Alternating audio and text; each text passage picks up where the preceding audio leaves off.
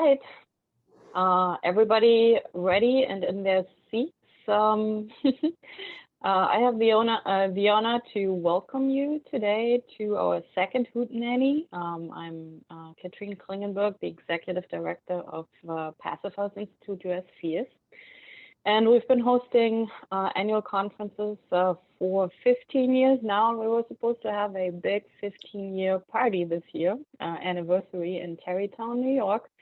But as you all know, the COVID virus has made us change some plans. And so instead of getting together in person, which is always a highlight for the community every year, we decided to pull out the most favorite sessions of everybody, and those are the Hootenannies.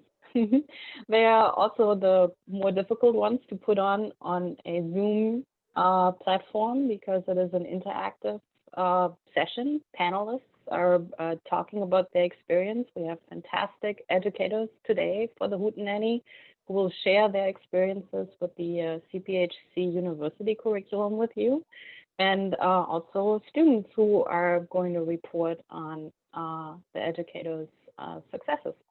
So we're very excited. Hootenannies are supposed to be also a little bit fun and a little bit of a heckle. So if you have some burning questions and also some challenging questions, we would like to hear from you. And our speakers are ready to answer whatever might come to your minds. So also this year, Phius has decided to work on our diversity somewhat. As you all might be aware, our building science field is generally fairly male-dominated and older. We have definitely a bit of a diversity problem also in terms of inclusion, racial diversity, and we're very happy and proud to partner this year with INOMA, the National Organization for Minority Architects, and hopefully this partnership will grow for next year into a national partnership, and we can figure out how to put on our in-person conference in collaboration with international, well, not international, the national NOMA organization. You can still donate to NOMA. All of your donations are being split between Phius and NOMA, so your donation will help us to fulfill our goals here for greater diversity. And just quickly, a few logistic comments. The session is being recorded, so it will be available afterwards. And also the session will earn you continued education credits, AIA and Phius, and Lily will put up the self-reporting information here as soon as Chuck gets the session off and running. Chuck McBride will be our moderator today, and I'm super excited and can't wait to hear what you guys have to show us and talk about. Chuck, take it away. Thanks, Kat. Mary Rogero and I are going to co-moderate today, and so I will. Let's see. Maybe I can take a minute and introduce Mary right now. Mary Rogero is the chair of the Department of Architecture and Interior Design at Miami University in Oxford, Ohio. She has been a faculty member since 2009 and has taught all levels of studio and several history and theory seminars. In 2017, Mary started teaching the CPHC certification course to students and believes strongly in cultivating the next generation of diverse passive house practitioners. Prior to teaching, Mary was a principal in the design firm of Rogero Buckman Architects, specializing in the adaptive reuse of older buildings. With her business partner, she developed a construction company to construct the firm's designs and a development company to redevelop parts of the city of Dayton's urban districts. Mary continues to practice with her firm, Rogero Architects. My name's Chuck McBride. I'm an assistant professor at the University of Texas at Arlington.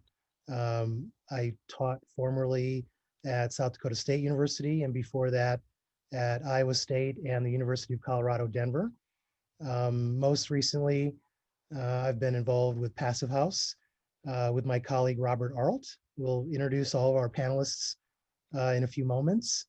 And together we introduced Passive House curriculum to the students at SDSU, and I'm working on doing the same thing here at UTA. And some of my students are in the audience today, so I'm going to quiz you all later. So I will start by just saying that we will spend roughly the first hour, maybe a little less, introducing and then having the panelists present some of their own work. And then the second hour will be our Hootenanny, hopefully a robust conversation amongst our panelists. And at that point, we'll open up the chat window and take questions from the audience. So we hope that you stick around. So as I mentioned tonight, we are excited to continue a nearly annual conference tradition, the Educator's Hootenanny. This event has always been a rousing and fiery one, a reminder that educators are also dedicated to the mission of Passive House and to better building practice. We carry both the privilege and the challenge of teaching young designers and architects, simultaneously conveying our own commitment and passion of the built environment, alongside our roles of introducing both the love and the responsibility that drives all of us in the discipline. This year, as we all know, has presented more than its share of unusual challenges. The pandemic sent all of us into an online teaching mode that very few design educators had ever explored. Courses, especially centered around physical making and modeling, had to quickly reset strategies and expectations, let alone reconsider the suddenness of being away from the classroom and figuring out Zoom software. We are also being made continuously aware of the realities of climate change. The unprecedented scale of the fires in Washington, Oregon, California, and now Colorado alert us to the array of scales in which we need to educate young designers. Teaching material detailing cannot exist solely without teaching the challenging realities of our ecosystems, communities, and constructed landscape. Advocacy is a role for all of us, but teaching effective advocacy roles and practices is also our job as we watch these young designers emerge. Fortunately, their generation is wired for affecting change and understanding the connective tissue of both building systems and social networks. We try to remember to learn from them too. Our discussion for tonight will revolve around these ideas. Why do we do what we do? We want to take every opportunity to expand the conversation. Tonight's Hootenanny is our chance to present our own creative successes and a chance to ignore the institutional red tape that makes change slow and frustrating. We welcome challenges, partnerships, and collaboration, not because we should, but because we've all seen that there are successful strategies for us and for our students.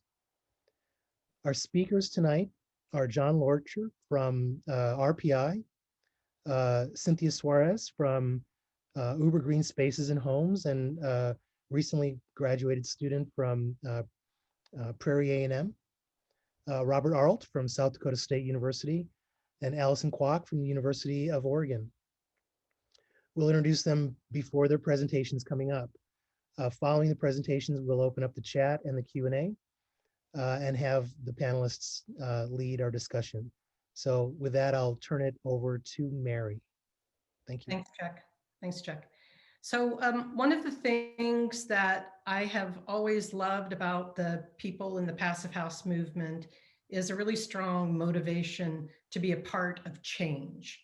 And I think it's because we really understand the urgency, right? We understand what's at stake. So examining why we do what we do is a really important exercise. It's a way of recalibrating and focusing our thinking and our actions.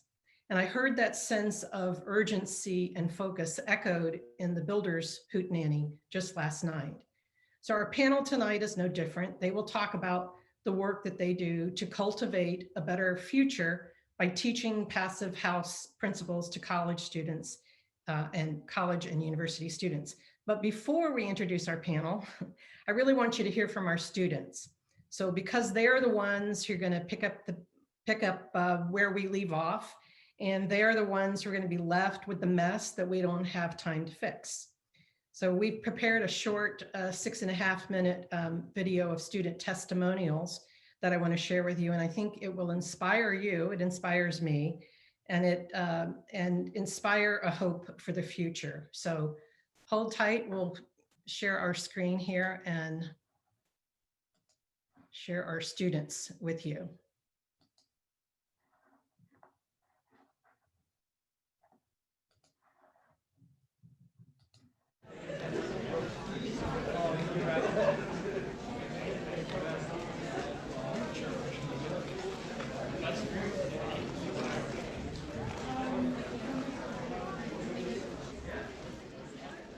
It's a lot of work, it's a lot of fun, and you will learn a lot. The training is like drinking from the fire hose. I was terrified. I took this course for the certification. Because I just really wanted to push my knowledge of sustainable design even further. One of the biggest reasons as to why I wanted to take the course to begin with was because I really wanted to develop my understanding of sustainable design, but more so to incorporate it into the idea of building enclosures as a whole. When I came to Oregon, my main focus was like a really in-depth niche sustainable design because I felt like I hadn't gotten that at Cal Poly.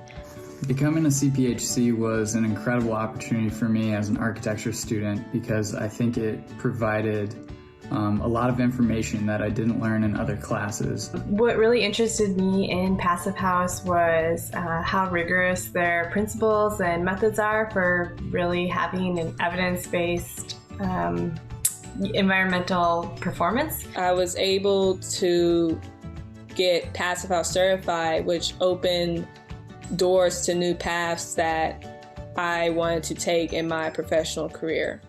My interest in Passive House started as a student at South Dakota State University when the class a couple of years ahead of us had the opportunity to design a passive house through an initiative with South Dakota's governor.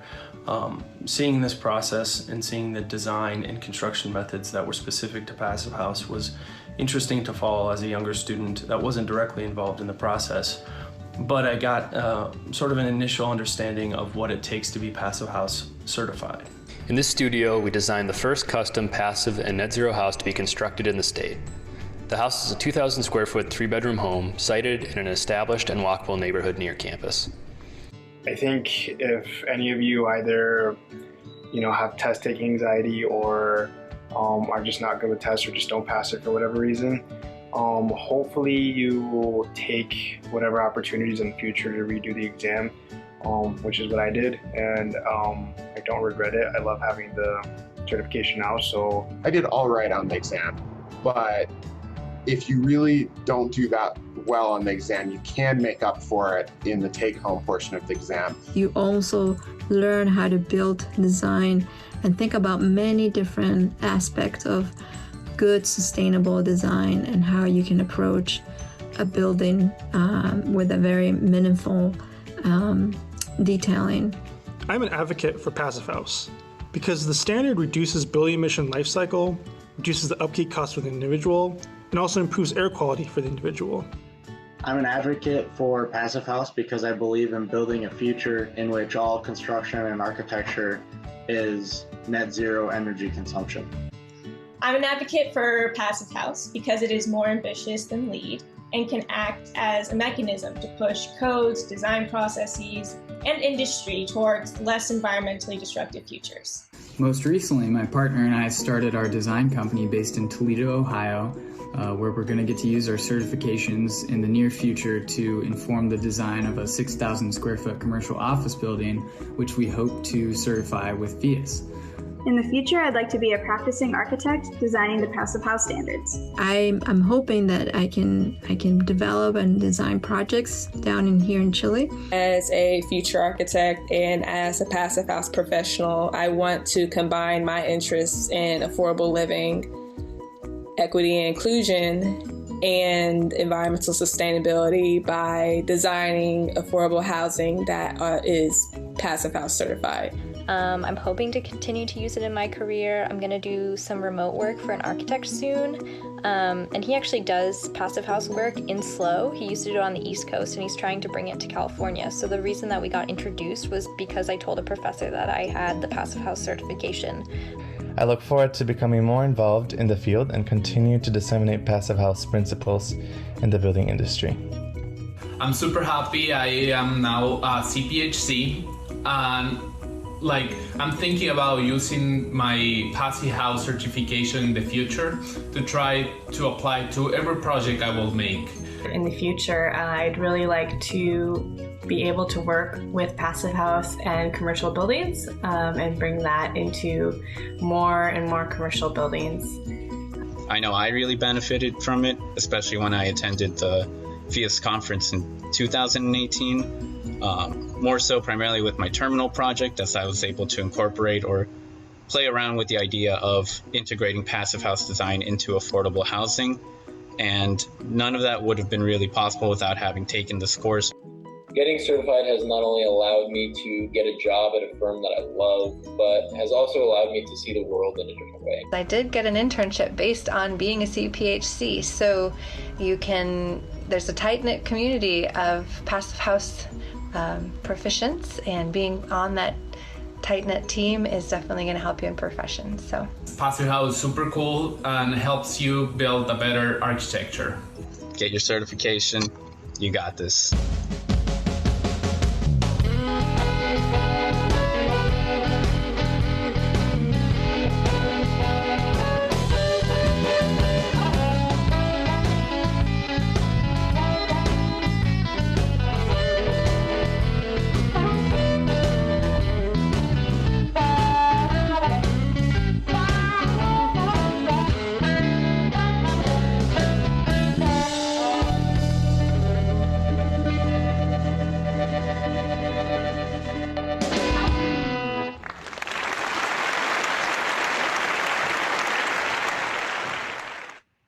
Great. That makes me feel good. I like seeing all those CPHCs after their names. It's really good. All right, so as Chuck said, we've got some really great panelists here this evening.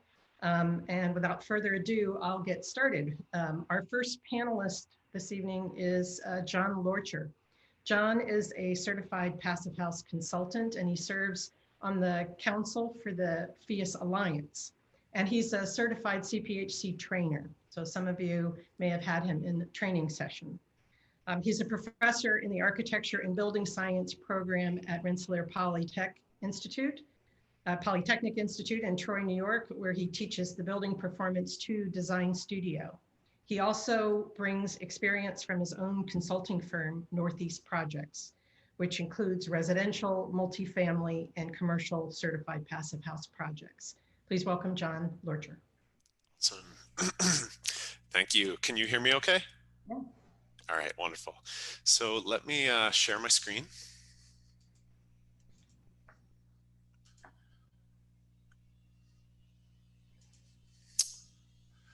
All right, whoops. Awesome. Thank you for that wonderful introduction, Mary. I'm actually feeling really humbled right now. There's so many of my teachers here. I'm a relatively young professor, and we have Laura Briggs here. Laura, I was so excited to see you show up, and the participants. We'll talk about that in a second. But Walter, Gronzik, Allison, Mary, Chuck, Kat was my CPHC instructor. So again, feeling really humbled to be among all of you guys talking, as if I have a lot to say as an instructor. So thank you for this opportunity to be here. So I want to, as a young instructor, I can still remember back to when I was first inspired by Passive House. I graduated from Parsons in 2011. So through the 2 years in my graduate program there, it just happened to overlap perfectly with Parsons and the Stevens Institute of Technology teaming up to be in the solar decathlon. And I actually was only a fraction involved as some of these other students that you're seeing here. But what a success story. Even though maybe we didn't perform as well as we would have liked to in the competition, I'm really seeing the success in the fact that we had over 250 students involved in this passive house design through the drawings, the marketing, becoming certified passive house professionals, and then going and actually building this project. And then as a result of this, out of the 20 something graduate students that graduated with myself in 2011, over a dozen of us are now actively working in the CPHC in the passive house realm. So really my inspiration to now teach passive house within a university setting is to give back what I was given by Laura and so many of the other instructors that I had when I was there. So why am I teaching passive house in the university setting? Like I said, really to inspire students to make an impact. But I have a kind of unique perspective here in the sense that I, in parallel, teach at Rensselaer Polytechnic Institute, as well as I'm a CPHC trainer. So I'm teaching both professionals in the CPHC training as well as students in the university. So I'm actually seeing this amazing opportunity where when we teach the CPHC training within a university setting, we have the opportunity to really dive deep into that. And I really think that it kind of flips the whole strategy with how we learn passive house in a much more profound way. So that's what I'm going to try and focus on here today. So like I said, I'm a CPHC trainer. I've trained over 200 CPHCs, mostly in the Northeast, but since the pandemic, we reached nationally. I taught 3 CPHC courses over the summer as we switched to the online format. And that really is where I kind of developed my passion for passive house. I can just talk about it all day. So when I came in and started teaching the building performance studio at Rensselaer, I asked right away, can I focus this on passive house design? They wanted me to talk about multifamily. I'm like, this is a no-brainer. We have to get passive house design as part of this. And I was able to transfer that passion for talking about passive house into the building performance studio.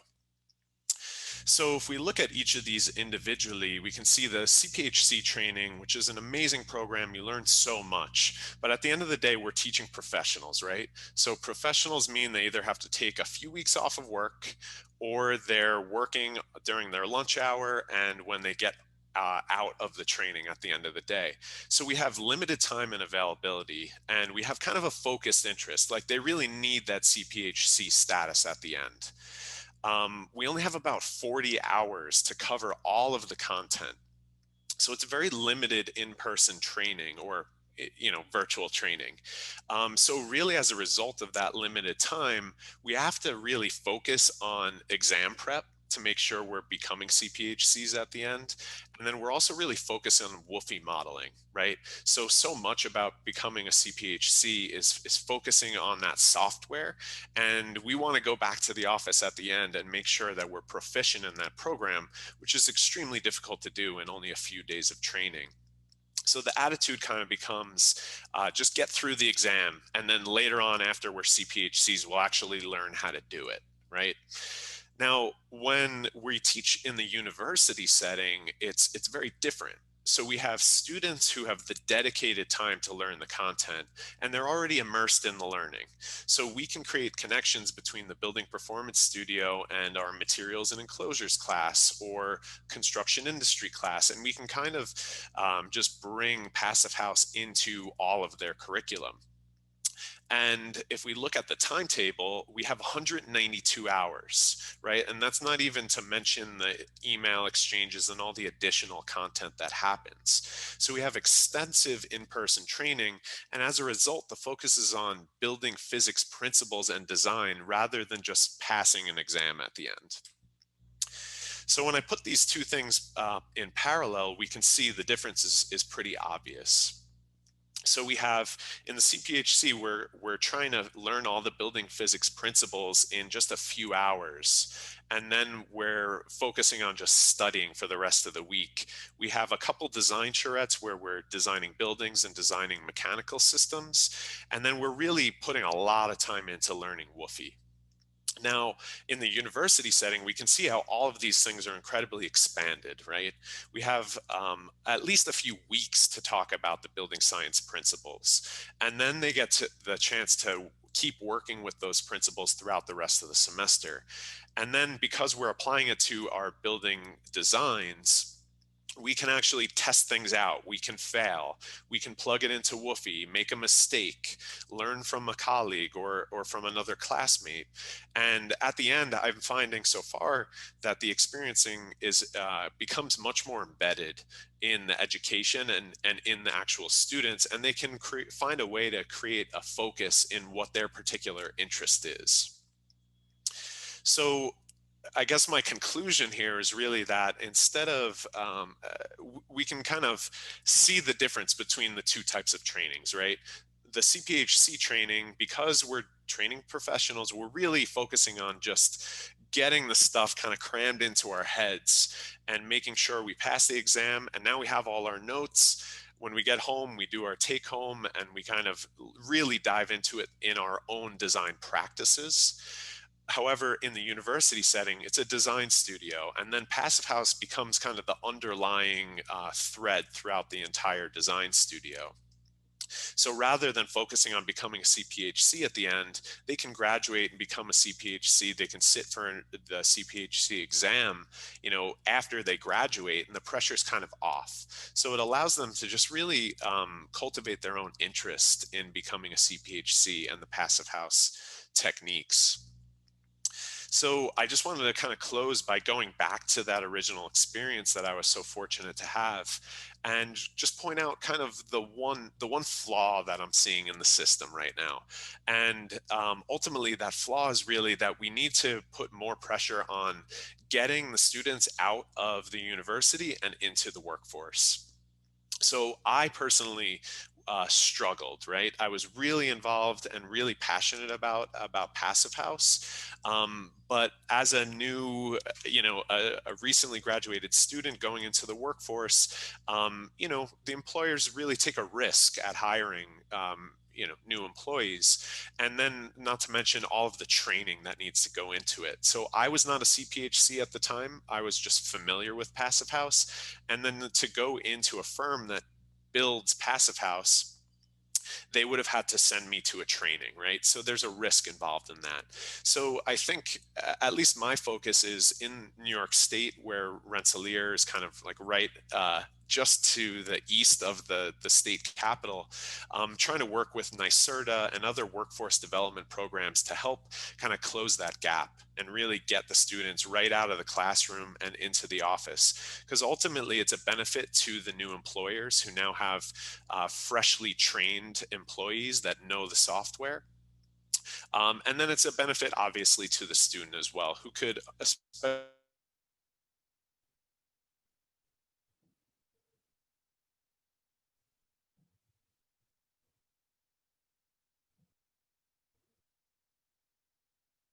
especially in the Phius curriculum into the university setting has just been quite phenomenal. So that wraps up all I have to say. Thank you so much. Thanks, John. Thank you, John. It's interesting to see, hear the presentations of the different ways in which people are presenting this content. Allison will be showing a different one. I mean, we're all kind of doing it, have different formats, but really, really interesting. Thanks, John. I'm really super delighted to be able to introduce our next speaker, Cynthia Suarez. I met Cynthia several years ago when she was a student, and she and her team were competing in the Race to Zero. My school was out there. She was out there with her instructor, Shelley Potter, who I know is in the audience there. Hi, Shelley. Cynthia holds a Bachelor of Science in Architecture and a minor in Construction Science from Prairie View A&M University. And like I said, she was part of the winning Prairie View A&M team at the Department of Energy's Race to Zero 2018 competition with the fly flat entry. The fly flat went on to receive many awards, including the 2019 AIA ACSA COAT Top 10 Awards, and was presented, many of you probably remember, as the closing keynote in our 2018 North American Passive House Conference. It was quite a moving presentation, keynote address. But Cynthia has now graduated. She's a CPHC, she's a lead associate, and is an emerging professional in architecture and currently working at Uber Green Spaces and Homes as both a designer and an energy modeler. She's a tireless advocate for more representation of minorities in architecture, and she volunteers with the Houston NOMA chapter on the Project Pipeline Committee, helping launch their inaugural camp in 2019.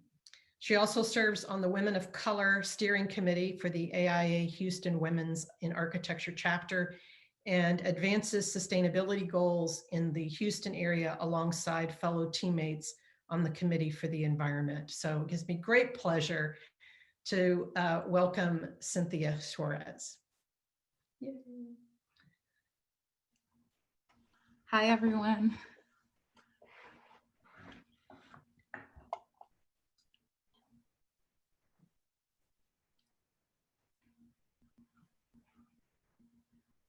Can you see that okay?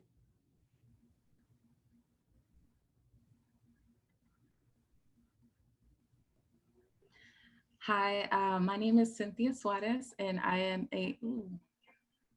a certified passive house consultant and lead green associate. I'm fairly new to the game. I've been a CPHC for only about 2 years. But I was introduced to Passive House through one of your finest, Ms. Shelley Pottorff. Prior to earning my certified Passive House certification, Shelley Pottorff took the students at Prairie View A&M University and HBCU, where she devoted several of her years. She took us through several sustainability courses, ranging from regenerative design, where we learned to identify story of place for communities. We also went through another course where we got to see the relation of all living things and how they interact with each other. We also went through a Net Zero 1 and 2 course where we got to understand the effects of climate and their impacts on buildings. So by the time that it was time for me to take my CPHC exam, I was ready to pass the test.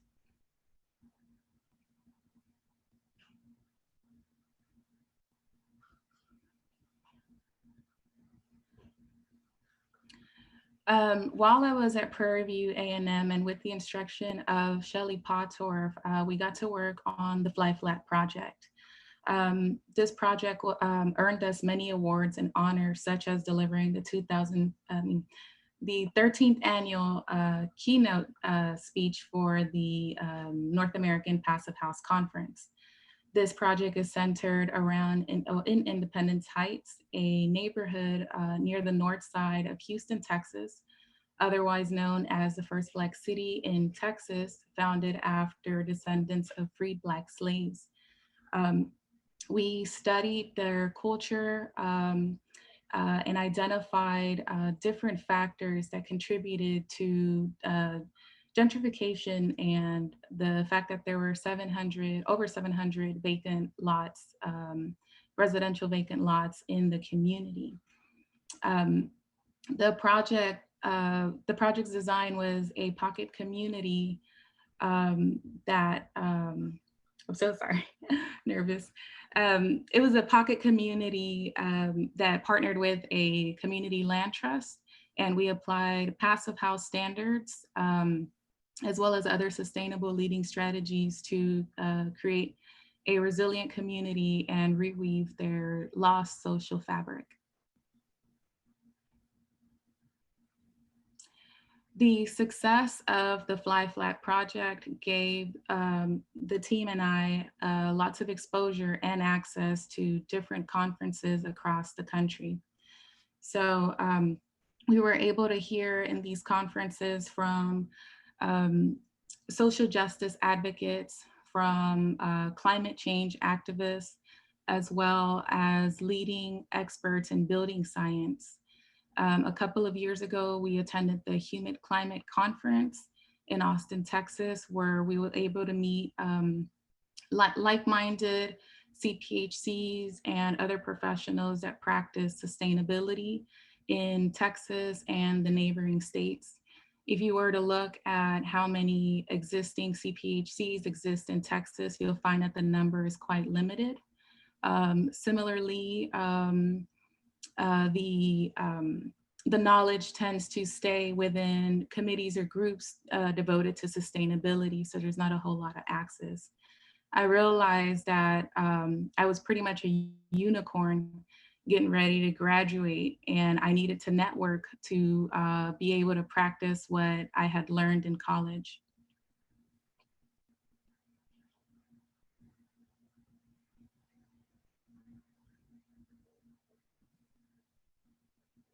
I did find some comfort when I started my internship at HDR on the sustainability team. I was able to work with different sustainability managers across the different offices of the company.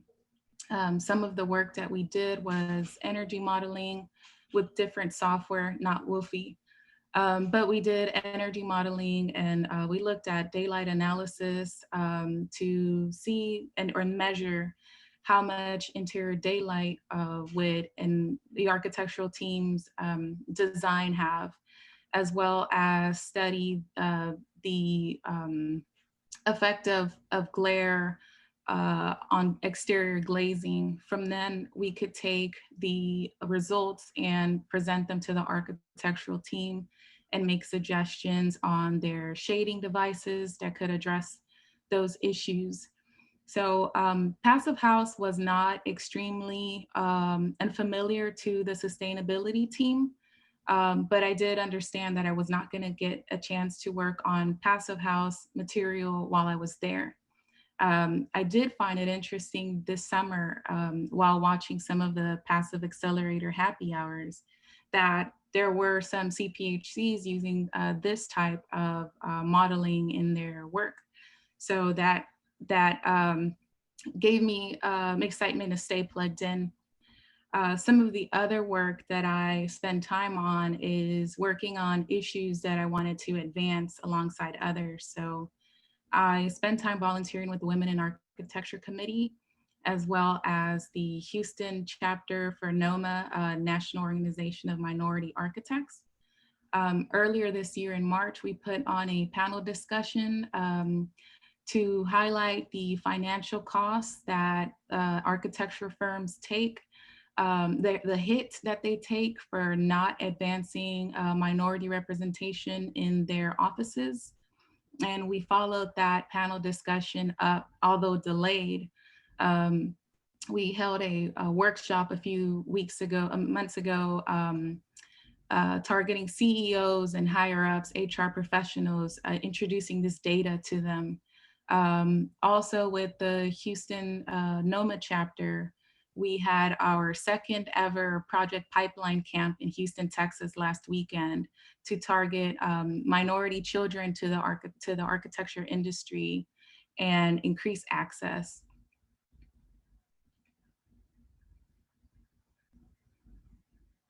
So this summer, our country and the rest of the world was able to say the words Black Lives Matter following the death of George Floyd. I also got to experience something that I had never witnessed for myself or for others. And that was when my supervisor and my director individually called me to ask me how I was feeling. And they both made a commitment to start diversity talks within our team, as well as other groups in the company that were about the work of social equity, but had no representation of minorities in their groups. Following our diversity talks, several teammates in the sustainability team made commitments to Prairie View A&M to start mentorships with the students, as well as participate as jurors or do studio reviews throughout the year and attract more minorities to sustainability.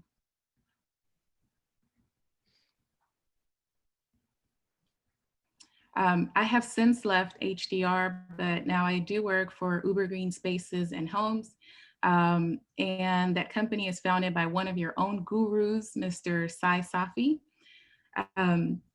The principles of this company is all things sustainable, and it is a unique blend ranging from social equity, human health, as well as building science. Many times while I would sit in a conference, I'd watch different architects, and I could tell they understood building components very well, and they could suggest solutions quickly to make Passive House work. And I longed for that knowledge, but I realized my opportunity was very rare. So Sai Safi is in the audience. If you haven't gotten a chance to speak with him, you should definitely pick his brain. And I encourage all students as well to reach out to professionals in the industry and find mentors, as well as encourage all of us that are getting the knowledge to continue and passing this work on to younger professionals. So thank you. Thank you, Cynthia. Bring up some really important issues about that transition from school to work, mentorship, the ideas of social equity, particularly when we're talking about resources and limited resources. So really important words. Thank you. Thank you. Our next speaker is Robert Arlt. Robert commits a large share of his time to academia, serving as a full-time instructor at the Department of Architecture at South Dakota State University, teaching in the Advanced Design Studio and Building Science Sequencing, and the principal investigator. He's the principal investigator of the Passive House Initiative Grant. He's also a firm owner. He owns Robert Arlt Architect and is an award-winning architectural practice based in Sioux Falls, South Dakota, which focuses on design success through crafting performative architecture, integrating high-performance strategies with contemporary architecture and fabrications in a setting not known for either. This pursuit has resulted in recognition for projects that rely on linking project research with concept designs and well-executed materials, systems, and details that often use inexpensive, off-the-shelf products in new ways. And I know Robert has a wicked sense of humor as well, I've come to know. So please welcome Robert Arlt. Thank you. No pressure on the sense of humor now, I guess, right? As I get this loaded, I think much of the background I was going to start with has kind of been covered in the video and Mary's introduction. So 1 second as I share the screen.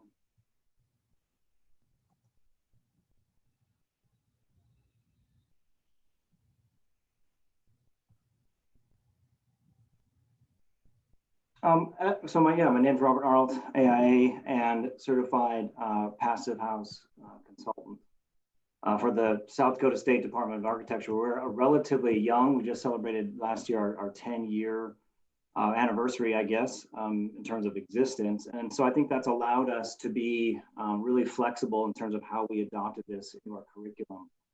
The initiative itself is meant to train and educate faculty. So when Chuck was at South Dakota State, he was the initial primary investigator to develop curriculum, obviously to then educate students, which is why we're here. Along with that then is in terms of the build portion of the grant, is to educate builders and contractors and also the public through exhibits and open houses.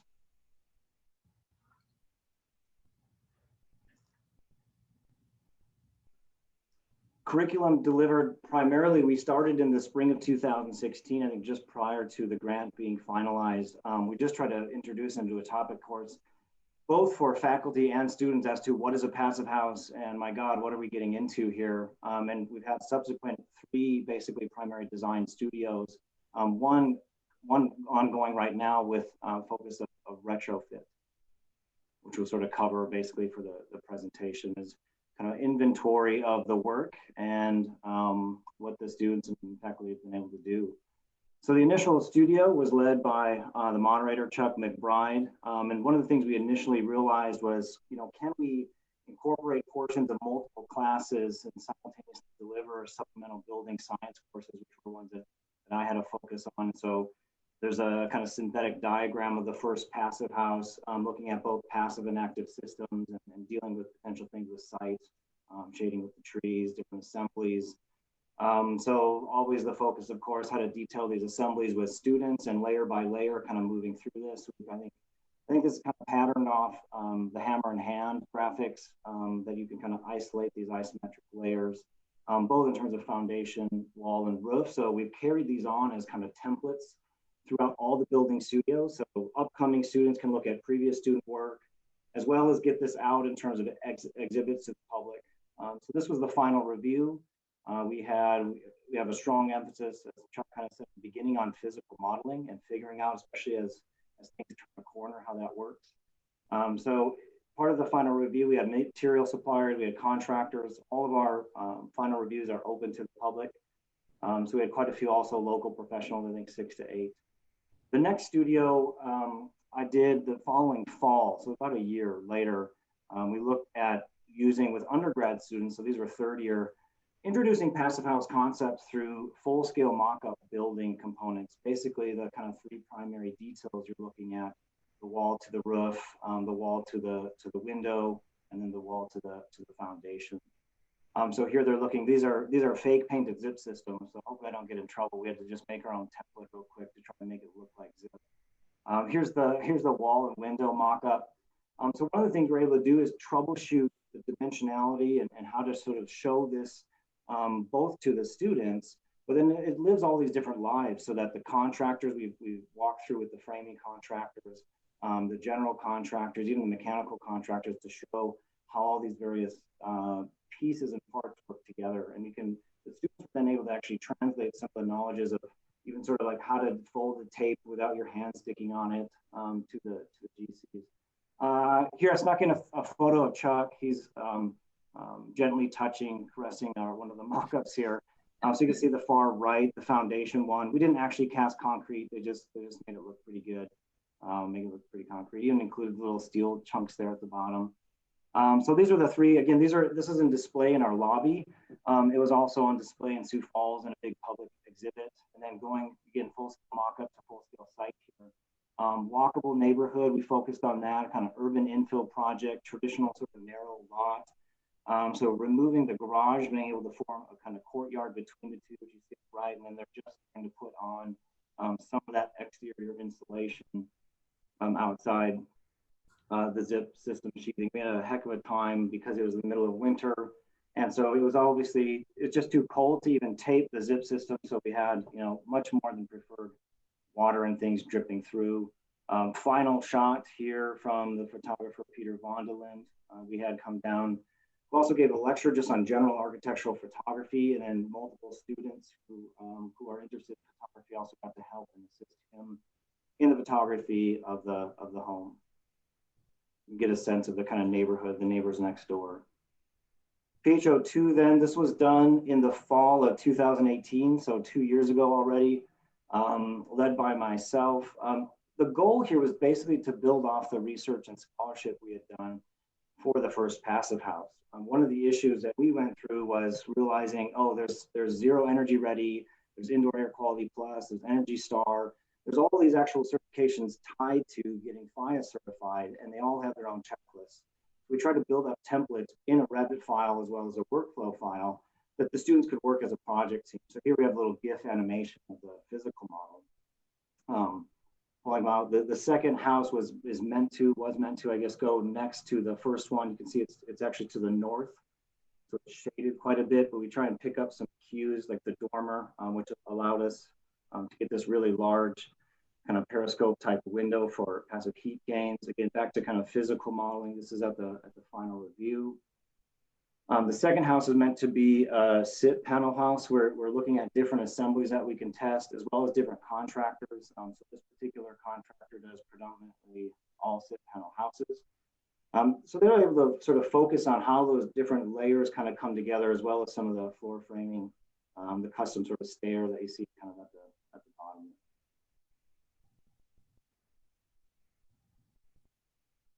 This is one of the final section perspectives then. Kind of showing the hierarchy of this real large window at the top. We're able to steal light from the south side as well for the upper level bedroom, which is on the north side, wouldn't otherwise have a window.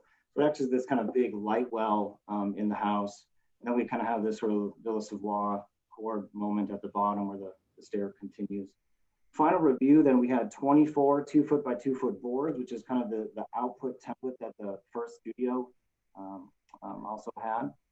Physical models, full-scale detail mock-ups, and even a full CD set that we had. So basically almost ready for pre-certification.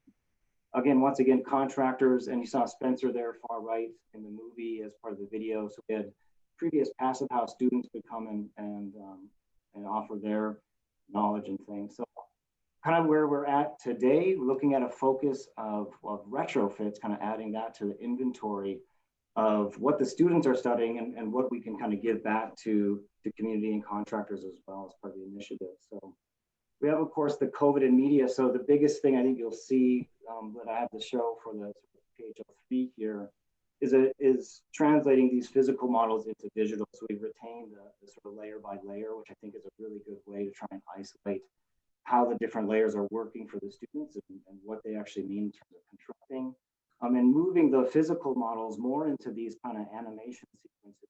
So on the left, we have 2 of these scales. One is the envelope scale, but kind of layer by layer how a retrofit would work, I think, on the barn. And then the other scale is kind of a whole house and being able to demonstrate particular R values, air tightness, high performance windows, all those things.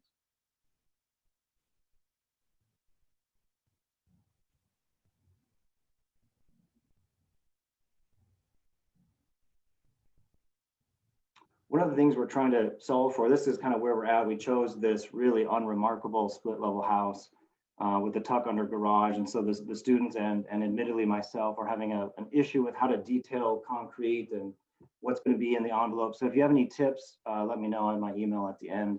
I know the students would love to hear, but it's got good southern exposure. It's a public park directly to the north. How do we take a really unremarkable kind of split level house and turn it into something much more remarkable?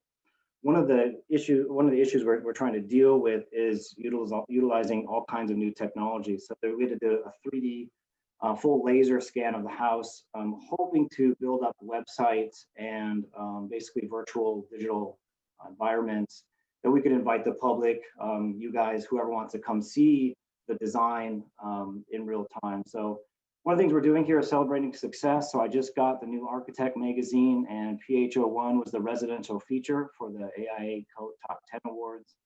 In total, we've had 3 students become CPHCs, and I think the running total right now is 54 students taught or directly involved in the studios or in the construction of the house in some way. So a final plug, retrofit, my final reviews, Friday, November 20th. If you're interested, my email's there, and please get in touch. Thank you. Great, thank you, Robert. Really impressive. I'm just amazed at the number of projects that you're able to get built, and hopefully we'll get them in the questions. We'll talk a little bit about the financing and the kind of sequencing and timing and everything, but terrific work, thanks. Our last panelist is a really good friend of mine. I'm happy to be able to introduce Allison Kwok, who's been my partner in crime in a lot of different presentations. But Allison is a PhD, FAIA, CPHC, a lot of letters after her name, is a professor of architecture and director of the NetZ Lab at the University of Oregon.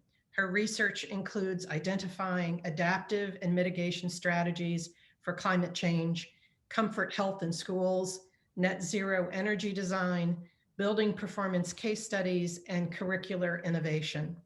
She's co-authored Mechanical and Electrical Equipment for Buildings with Walter Gronzik, affectionately known as MEEB, and which is a reference book for building environmental control systems. She's also done the Green Studio Handbook with step-by-step procedures for integrating strategies. And her most recent collaboration, the Passive House Details book, in which she worked with Professor Donald Corner and CPHC architect Jan Fillinger, which that book contains just an incredible number of construction details, construction images, and case studies on Passive House. So please welcome Allison Kwok. Thank you. Thank you. Thank you. I will share my screen. So I want to say hello to lots of students, former students, colleagues, friends, and so thanks for coming in here. And I'm happy to be the last speaker. It's fine. So yes, good afternoon. Well, good morning for a few more minutes from where I am. Good afternoon and good evening. I teach at the University of Oregon. I teach the Environmental Control Systems course, an elective on Passive House design, case studies, and research methods, and design studio. So I'd like to give you a little bit of context to the curriculum at the University of Oregon and how we're teaching the Passive House course. So we've taught the elective for the last 3 years, and we did a course about 8 years ago before we were all excited about Passive House, and so we put together a course, but we didn't have the curriculum from Phius yet. We're on the quarter system at Oregon, so it's a 10-week quarter. That nice stretched out 16-week semester that John showed is wonderful. This summer, there was a big demand, so we decided to teach it during the summer over 7 weeks.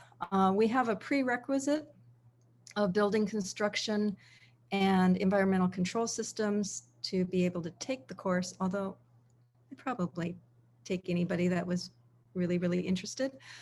We meet twice a week, and then we have the online exam as part of the course. And then this summer we removed the take home and made it on their own.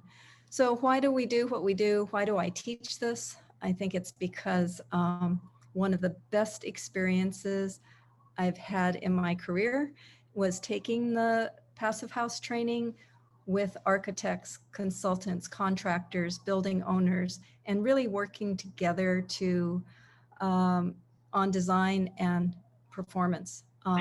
So I knew that we needed to get this into architectural education so that our students can do this in practice and do the same.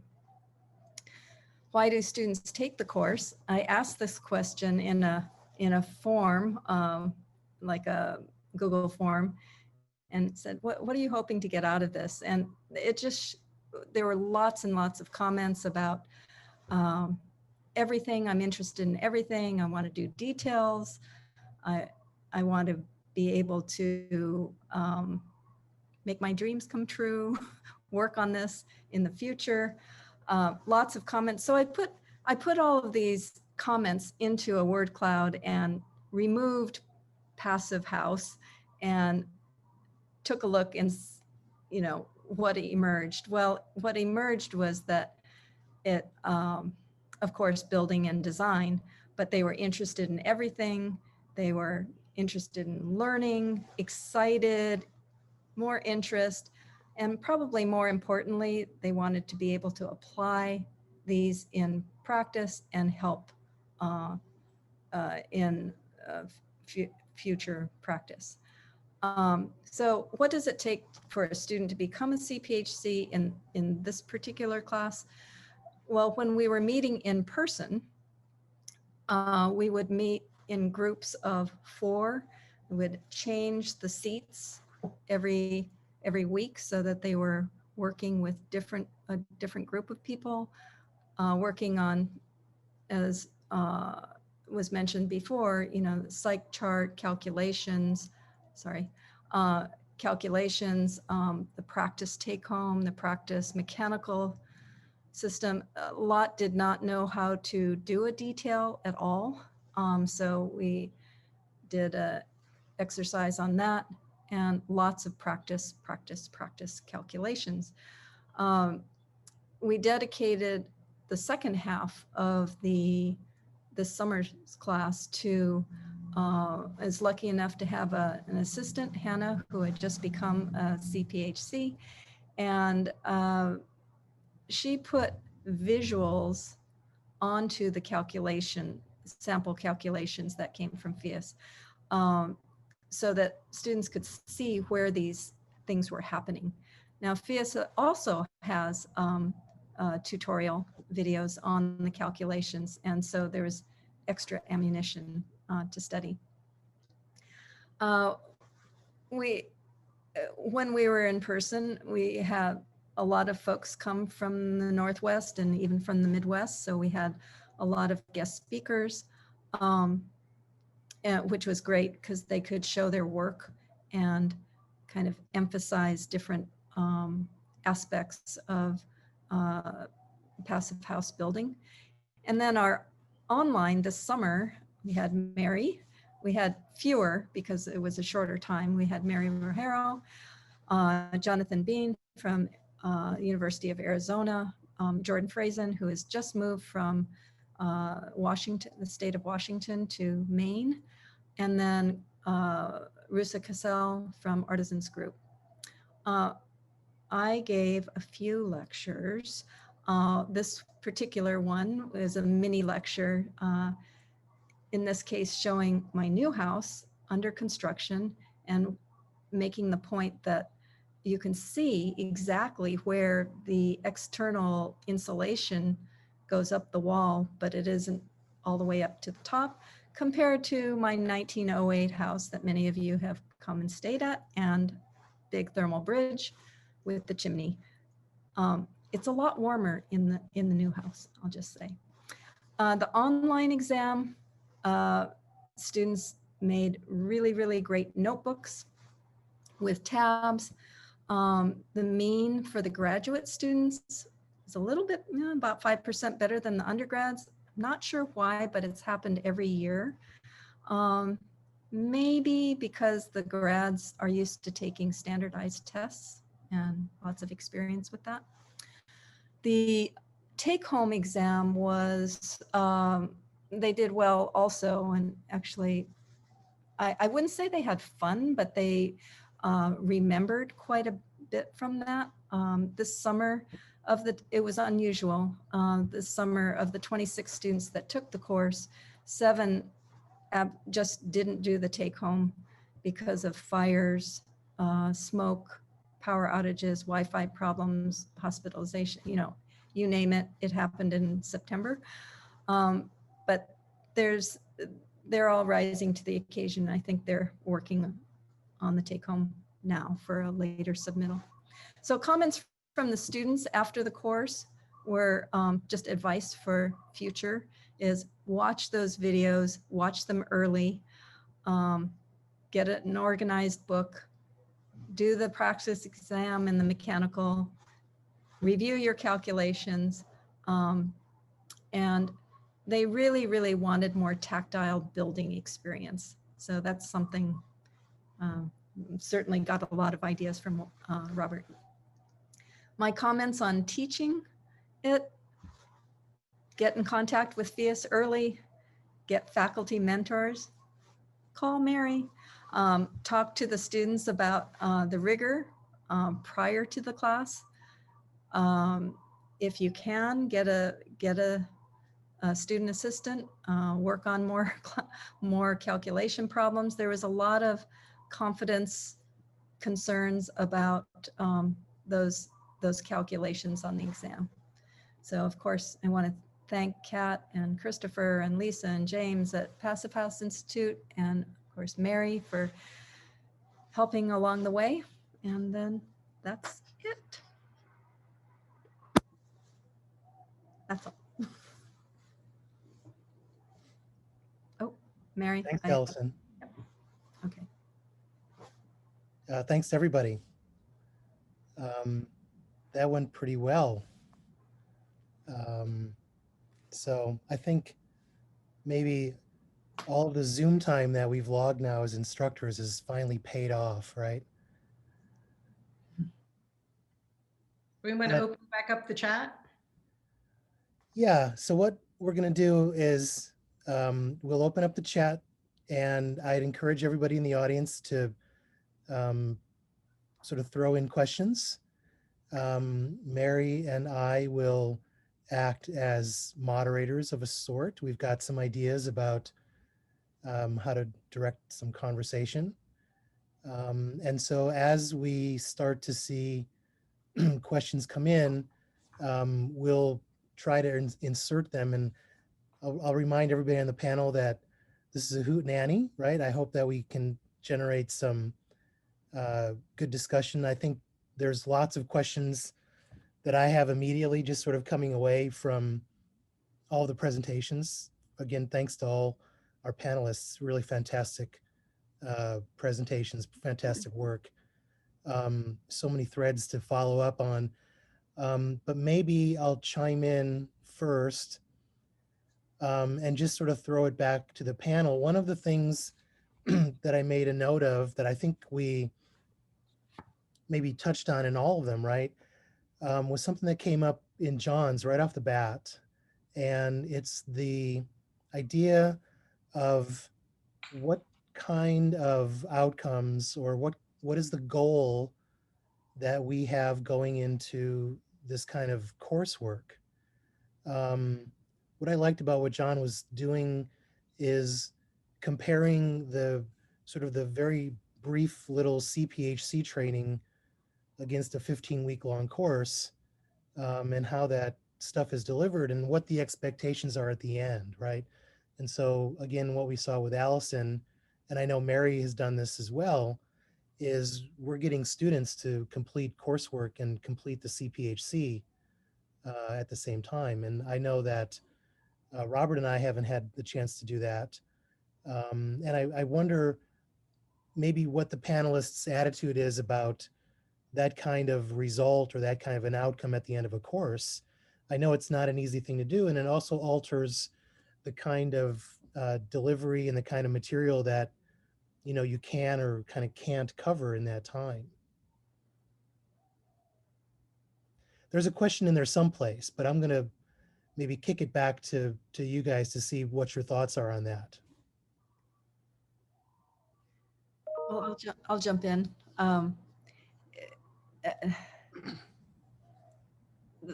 This elective counts as a tech elective that's required, but we have many tech electives, but this one seems to be very popular. I tell the students that I am not teaching to the test. This is for knowledge. And so that if you do not earn your CPHC, we can help you continue to do that, but it's the kind of the core knowledge. So but everybody wants to get their CPHC, and they're crying if they don't. So it's like, and I want them to also, but I think they're actually, for the folks that haven't been able to get it, they're actually pretty happy that they've been able to acquire so much more knowledge, and it does help as they continue in school. So for other courses too. And I've had long talks with Walter Gronzik, my co-author and colleague, about this, and I think we can do this at Oregon because there's a lot of, I don't know, there's prerequisites, there's a body of excited people to kind of get this going. Our design build part of it, part of our curriculum has ebbed and flowed. So we had 3 strong programs before, and now we don't have any. So that's been a little bit, it changes with who can take the helm and champion it.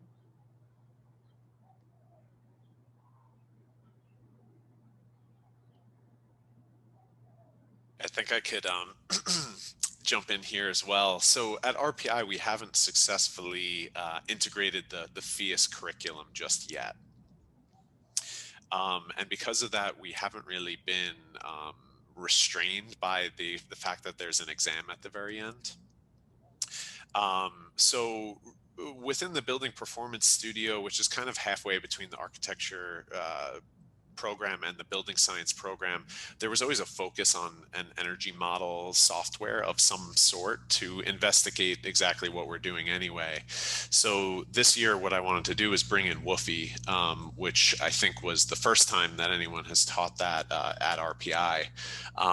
So as a professional that's practicing, I always kind of found that that's really in the kind of available workforce, that's really where we have a deficit, is people who know how to use Woofy, and that would bring a lot of value to me as an employer if I had someone who could bring Woofy to my office right off the bat out of graduation. So although I can't yet offer a CPHC exam at the end of our course, trying to bring that value into Woofy energy modeling program so that they have that skill set that they can put on their resume and then offer to potential employers at the very end. But so I guess I've kind of focused in on what I think brings a lot of value to the students, even though they aren't sitting for the CPHC credential at the very end.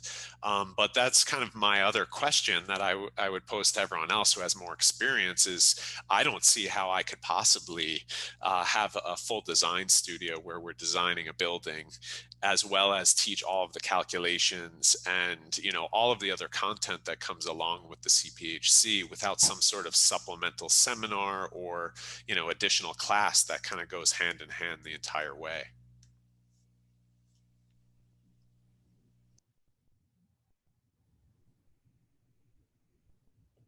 Here at UTA, they are about to launch a new non-professional graduate degree program that is titled Sustainable Building Technology or something along those lines. And one of the questions that's come up is this idea of, do you provide a carrot for the students?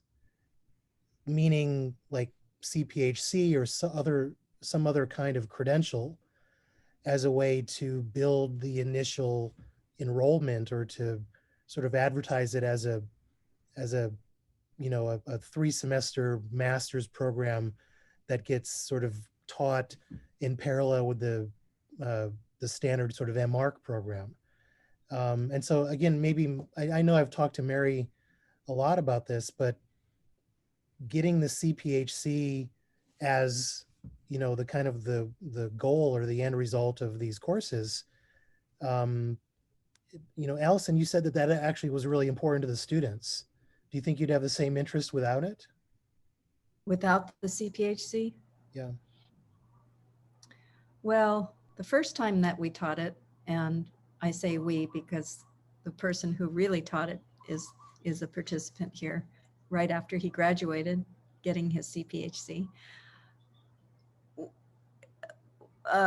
they didn't have the opportunity to get their CPHC at all. In fact, the assistants for the course that had just gotten their CPHC and went through the professional training said, no way, these guys have to go and struggle just like we did. So I think there is interest. I think there is great interest. Yeah. So I think it depends what that carrot is. Maybe it's it counts for credit. Maybe it's a chance to launch to do something else. Well, let me ask this as a follow-up to John, what he was asking. I think it's a really maybe an important thing that a lot of our audience will recognize or understand. Is there a design studio that works kind of in parallel with the course that you and Mary teach? Or is there any sympathy from some of the design faculty that teach studios in recognizing what you guys are trying to do versus what happens like in a design studio otherwise? I'll jump in here. The most we've been able to cross over there is particularly with other professors has been the studio that runs the solar decathlon. So I might have the seminar running in the same semester that the solar decathlon. I'm the chair of the department. I actually can't teach that many classes, so somebody else has got to teach those classes. But we're able to overlap them. And I always find it fascinating when we can get these various professors from different institutions talking about how they're presenting the information, because a lot of it, what it points out to me is, it illustrates some different structural issues that we have at our universities. I teach it to second-year students, third, fourth, graduate students, and non-majors all in one class, right? And yes, the non-majors are just as interested in getting the CPHC certification. And when I first started teaching it, I made the students do both the online and the design exam as part of their grade, because I figured that was the only way that I could test to see, the effectiveness of what the training was. We've since changed that a little bit because when we went online last semester, it was just too much.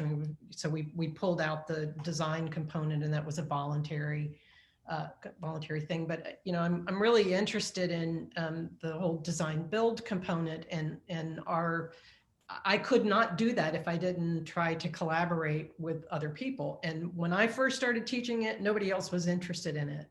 And I'm seeing more people starting to engage in it because they're seeing the overlap with a lot of different programs, right? The folks who in our department who have a real strong social justice component and do design build, they're seeing the relationship there that can happen and the importance of that. So these opportunities are sort of slowly coming together, but they're there. They just need time to keep developing.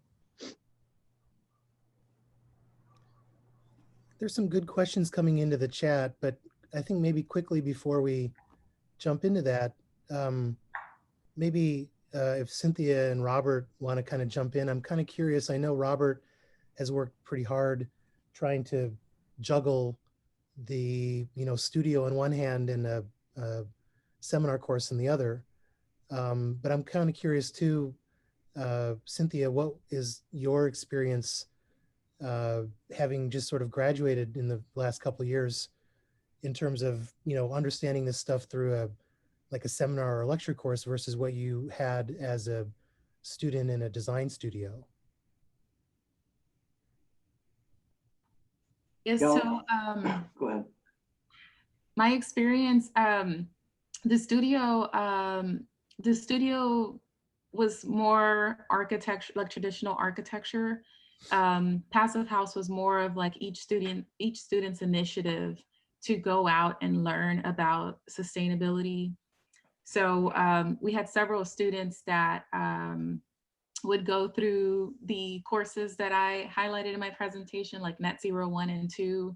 And so Net Zero 1 was an introduction to like climate and knowing what a psychrometric chart is and dew points, you know, all of that kind of stuff. And then the Net Zero 2 course the following semester was the actual Passive House curriculum. And so that was really helpful, but depending on the student's studio teacher, that wasn't necessarily translated at the university where I was at. So yeah, that was my experience. It was really each student taking an initiative on taking the courses to get their CPHC certification.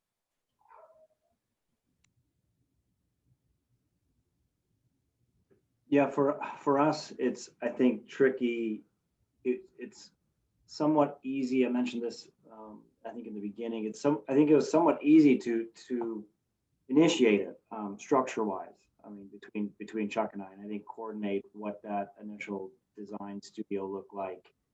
I could tailor a couple of assignments to that studio. So, you know, in essence, they're kind of checking two boxes But you know, Chuck's gone, and so, you know, we're a faculty of 6 or 7.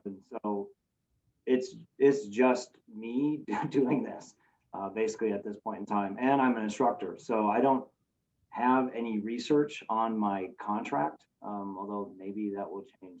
So we'll see. So all of this is kind of because I want to do it, basically. It's all essentially above and beyond what the university identifies as my contract workload. So in terms of the structure, I haven't ever really considered trying to tailor it to the CPHC. I think we'd have some students interested. My experience has been, it seems like maybe 10 to 15% of the students we get, they're interested in the methods. They're interested in employing it in a design studio, understanding detailing and that kind of thing. But as soon as you present them kind of workshopping Woofy, it's like, not for me. You know, I think maybe 2 students out of like a studio of 12 might say like, I'll dip my toe in it and see if I hate it or something. And so usually those are ones like, okay, you're generally interested, you're going to be our Woofy person for this studio. So we come, you know, for ours, it's structured as part of a design kind of team, basically. So it's less about, so far, the way it's been structured, having every student kind of learn the same thing, and much more like a project team. Like, okay, how do we get these 2 people in the corner on Woofy talking to the people who are trying to do the construction documents? It's actually much more about the coordination of all the various tasks. The way we've delivered it so far. And I don't know how, again, besides essentially kind of something what Chuck's talking about, like it would take over, we're just too small. It would take over an entire grad program for us to, I think, do a CPHC, try and implement, you know, all the kind of initiatives of the grant. Yeah, so I don't know on the CPHC. What we can say is there is funding for it. And so we've had 3 students go who are the most interested. And then through those, try to also, you know, have them continue with the design portion, or even just the pre-certification portion, to help us just in our sort of workload as GA research types, which, you know, that might sort of relay into Prudence question I see too. So Chuck, how about I kind of touch base with the Zoom chat here and catch up with a few of these questions. So first, Joel just is putting it out there that he could use some interns in the Philadelphia area. So if there's any students who are in that area and looking for a job, contact Joel there. Frank Crawford wants to know about whether or not you all see a difference between high performance building and passive house. Should there be, and does one get a better response from industry than the other? And I think that sort of speaks to our, you know, the way that we teach these classes. Is it enough to talk about high performance, or how important is it to single out passive house versus just saying high performance?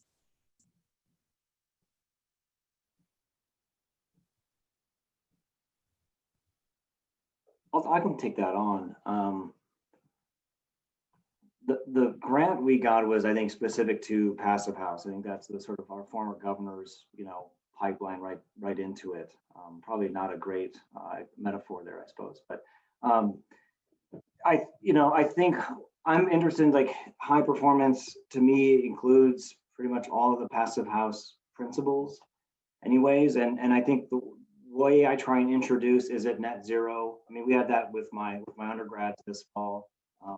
What's net zero? What's zero energy ready? What's Passive House? Aren't all these the same? What's the difference? What's our goal? When I asked the students the first day, why are you interested in this course? They could kind of select between another faculty, which would be a really different course. They were sort of like off the cuff answer is to save the world, right? In terms of, like, let's scale up. It's like, okay, well, we're yes, one small house in Brookings at a time is the sort of thing. So we try and introduce, I think, what approach is best, and so we can, I think, identify differences between these different approaches. But at minimum, it's reflecting, I think, what you guys started to present at the beginning as the platform, as addressing ideas of scale. So while we're educating them on this particular house, what different platforms can we make that make it more accessible or easy to access towards others. So I think that's what we're trying to focus on with websites and things. But in terms of the industry, where we're at, if you say high performance, nobody knows what you mean. If you say Passive House, nobody knows what you mean. Any version of those would be an entirely different educational process to specific, I think, to the question in terms of industry, where we're at. Both would require, for the vast majority of builders, where we're at, a complete kind of new education in terms of what we're talking about. So I don't know, scattered answer, but.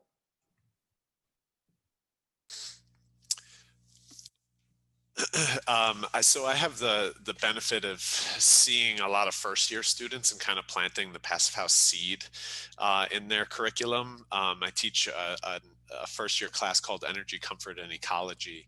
And more or less, it's kind of a general overview of sustainability and comfort in buildings. And so obviously it's a no-brainer to kind of bring Passive House in whenever I can. And then finally, I kind of end up that semester with just what is Passive House, like a whole lecture on just Passive House. So I think right off the bat there, I'm trying to connect Passive House as kind of a complete high performance system. Right. So high performance, the way I teach it, at least, is like we can look at passive solar that is really just maximizing solar heat gains, and we can call that high performance. But I try and always designate Passive House as that complete building physics equation, right? So now in the building performance studio, I'm always bringing it back to, annual heating demand equals transmission heat loss plus ventilation heat loss minus solar gains plus internal gains. So if we always bring it back to that kind of fundamental equation that obviously I'm getting from the CPHC, the Phius CPHC training, then we can focus on the building envelope. We can focus on the ventilation system or the solar gain or the internal heat gains. And all of those things we need to kind of put focus equally on all of those. So whenever I'm teaching and someone's really just focusing in on solar heat gain, because I think that's kind of a little, low hanging fruit. It's obviously, it's very immediate benefit to maximize solar gain. So I think students can kind of grasp onto that very easily. So I always encourage them to kind of step back. Okay, you've spent a week talking about how, you're going to reduce shading, and then you're going to shade for the, for the summer. And then I encourage them to step back, forget about that for a little bit. Let's talk about internal gains now, or let's go and look at the building envelope. So I guess that's kind of how I'm distinguishing Passive House. It's a methodology, right? And it's kind of a holistic methodology that will help us meet the targets of a high performance building.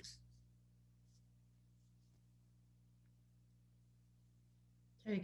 Actually, I don't need to read the questions. Why don't I call on people so we can hear some other voices? Next in line was Alan. Alan, did you want to share a comment? Alan Gibson. Sure. Just, reiterate, thank you all for the education part for Passive House that you're doing. It's just so great to have it be taught at that level, and then have these students go out, be so excited about Passive House and go to firms and do cool things. So I've experienced it firsthand with a couple of students, one of yours and one of Allison's, and it's just great to have someone come in and understand Passive House and jump into Woofy and model a house and go from there. So thank you. Well, thank you, Alan. We appreciate you hiring our students. Sure. Jonathan Spielman.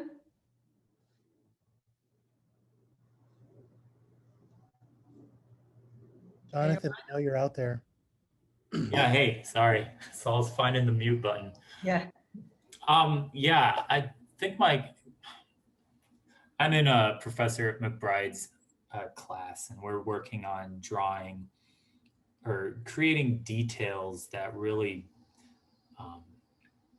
express and define what it means to be passive house, or just really understand how walls are put together and stuff. I guess my question is, is there anything out there that's kind of already done as in terms of Revit families, I guess would be specific, or just any sort of BIM resources for when you're creating these designs in Design Studio, so that you can implement these just out of the box, dealing with insulation and claddings, and even as detailed as where you source these things. Like, is it locally sourced? Is it sustainably made? We recommend this or that. I hope that makes sense.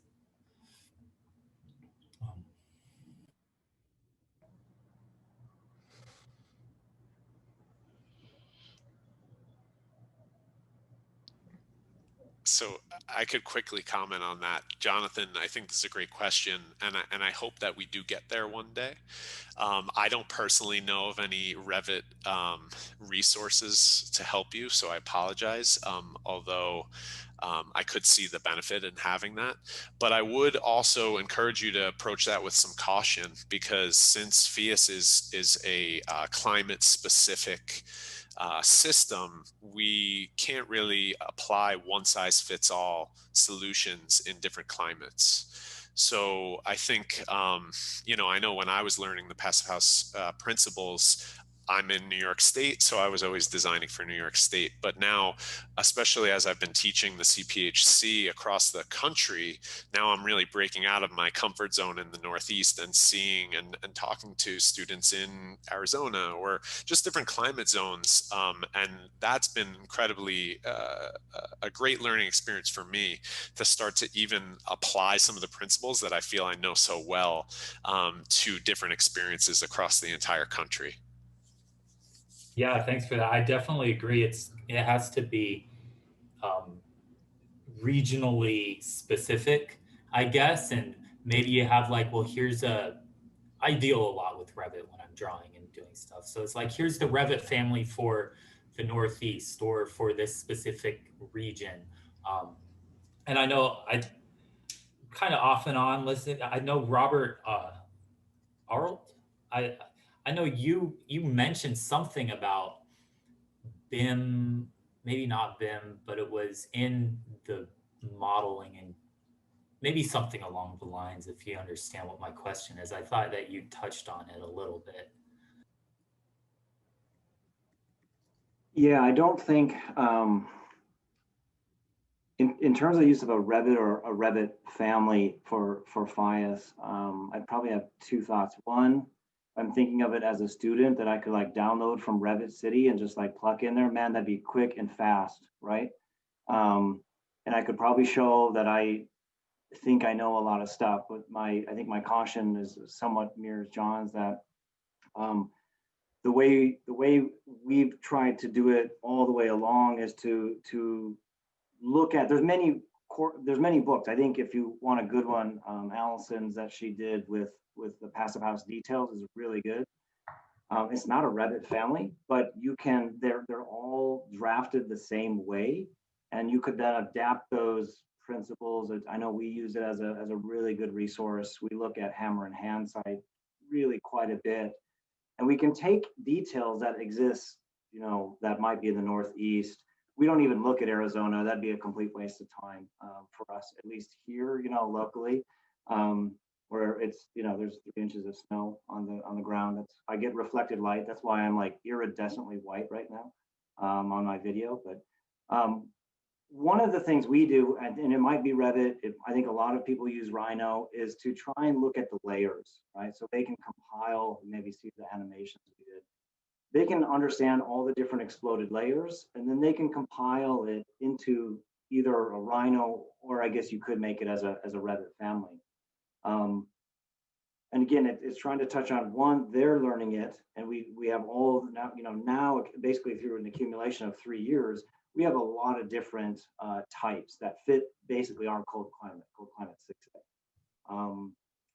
The other ones, I think there's a lot of good details for Windows. I mean, I think most of those should be downloadable, at least the profiles from the window companies. Hopefully, maybe Alpine has it.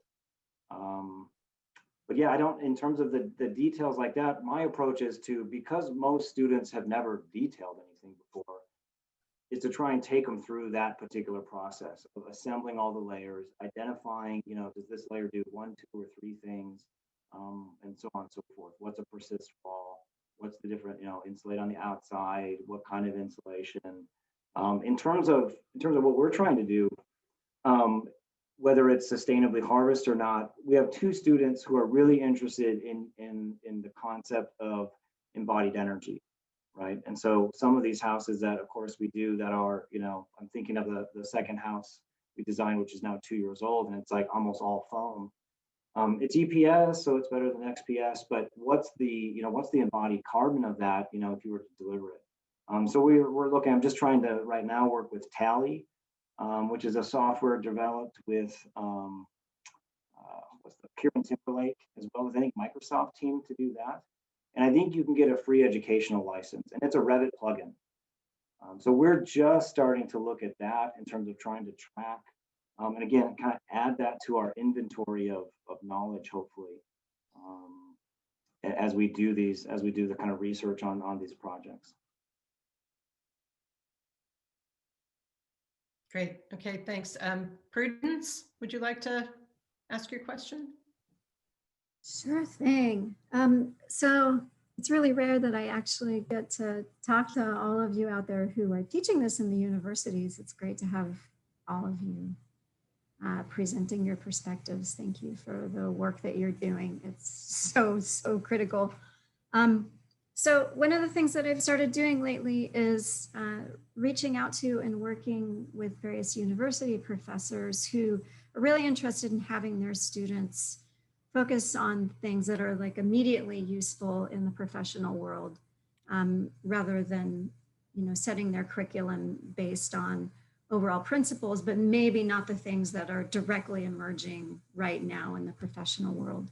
And I think that everything's moving pretty quickly right now as we shift towards looking at overall carbon as, the big picture, what we're going for, not just operational, but embodied carbon side of things. And it seems like a lot of students are pretty interested in understanding how Passive House is a piece of that, and understanding how the practices that they're learning in school can directly be applied to making a change and making a difference in the world. And so I'm just wondering for all of you, do you have thoughts about a way that we as a community can create a system or a place where we can share, even if it's like a bulletin board of practicing firms that are actually looking for people to work on research projects or white papers, in order to kind of do matchups between professors and working professionals, so that we can get students' projects aligned with stuff that's happening in the world right now and get them really excited and build that bridge between the universities and a job afterwards. where their skills are immediately useful and applicable beyond just WUFI passive. That's an important part of the piece. But what do you guys think?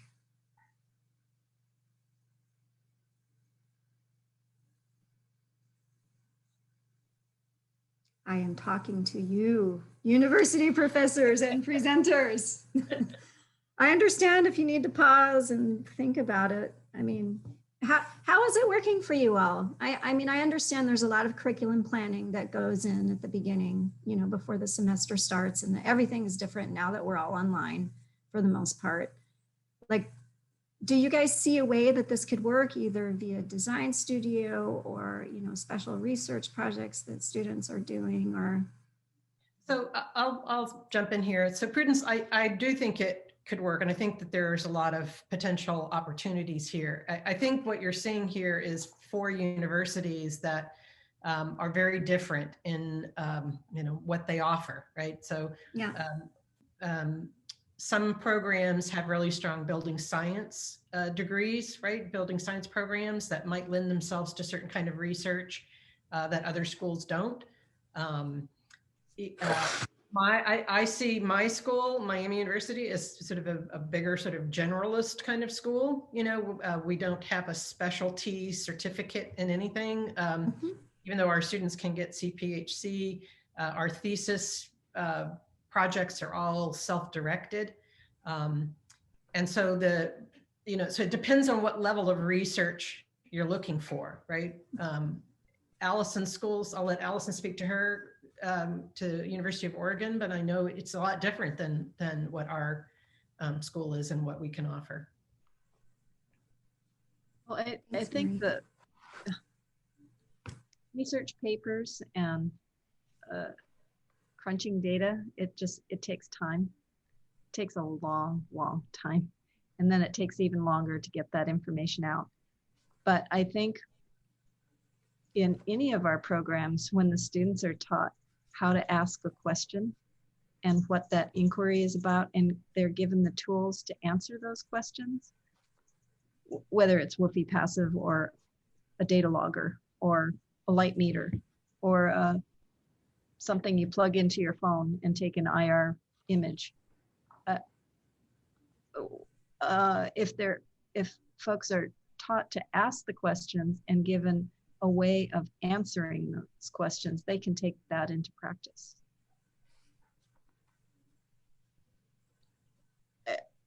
And, a number of years ago, we started a tool lending library, with some local funds.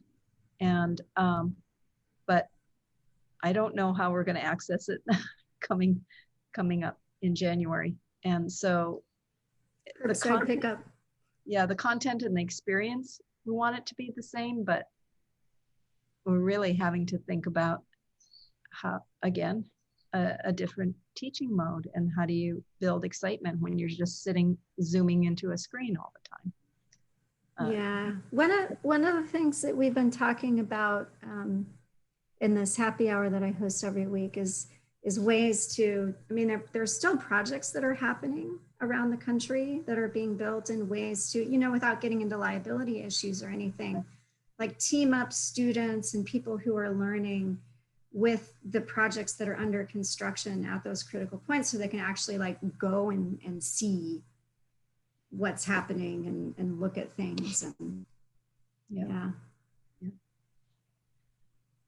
One of our professors too had put together these small little toolkits for everybody, and then wiped them down and mailed them off to the students. It's a lot of work, but yeah, and then you have to kind of make sure that it all comes back. But on different scales, I would say that it just as important as the CPHC is the certified passive house, what is it called? The builders training. Yes. And, I think a lot of students would like to do that. Maybe either or maybe in addition. We had one speaker at the end of one of the terms say that they don't bother with the CPHC. It was like just the week before we ended, and just take the builder's training. That's more interesting.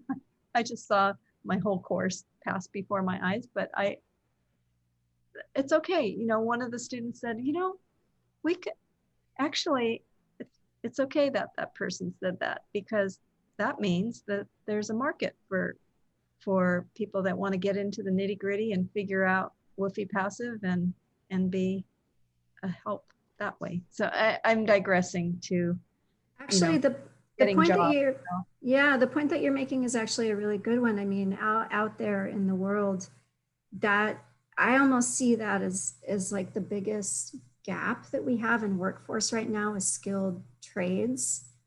Yeah. And so, you know, they have a pretty successful high performance lab at BCIT in Vancouver that, I mean, it's different now that COVID is happening, but they were just doing tons of training and people love it. They totally love it. And so, you know, that kind of like lab where people can go in and do mock-ups and understand what's important to put in the mock-up and why. And it's exactly what John was saying is workforce, you know, transition. Yeah.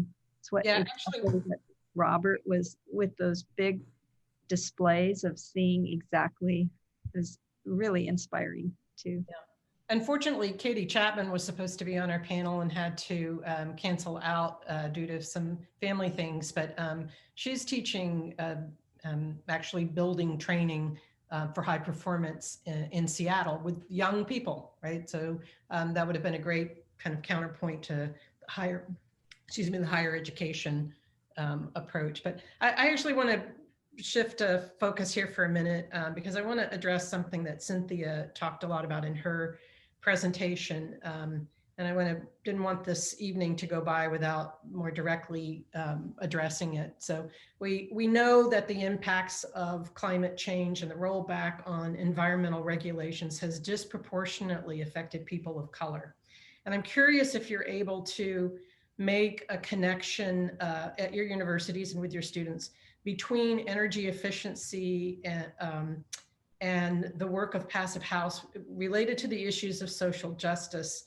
Do you teach about fair share principles, or are you specifically addressing this connection between energy resources and social equity? And I want to put out a shout out to Cynthia for her work at developing the Project Pipeline camp in her area, because it's a really, really important, and that's that's the organization that we're partnering here on this Hootenanny to help raise funds to help support the development of minority architects. So I'm throwing that out to you all to address this issue that has so been at the forefront of the media in this past summer, an important issue that we need to make sure that we're addressing from our institutions. So I'll throw that out to you. I can start. It was actually through Project Pipeline and volunteering with the national camp this year that took place in the summer. Houston did a separate camp last weekend, but the national camp happened during the summer, and some of the co-chairs are leading a design justice initiative, and it lists several things that as social justice activists we can do through architecture, such as not working for firms that design prisons or jails. They brought up a very interesting issue, and that was the fact that we place such a emphasis on saving the world by addressing climate change, but we do ignore the fact that we're not addressing social equity. And so that is our priority, but it is a misplaced priority. Just like in all progressive issues, the key really is working together and addressing all of those demands. And one thing that I was able to notice too, that although there are a few amount of Blacks in the profession, there are even fewer Blacks in sustainability circles. So we need to do better about targeting and training up, just do some very intentional work to bring in these professionals, because, you know, if architects can't go in a community and serve those communities because we don't look like them, then how are sustainable or passive house folks going to do better about that job?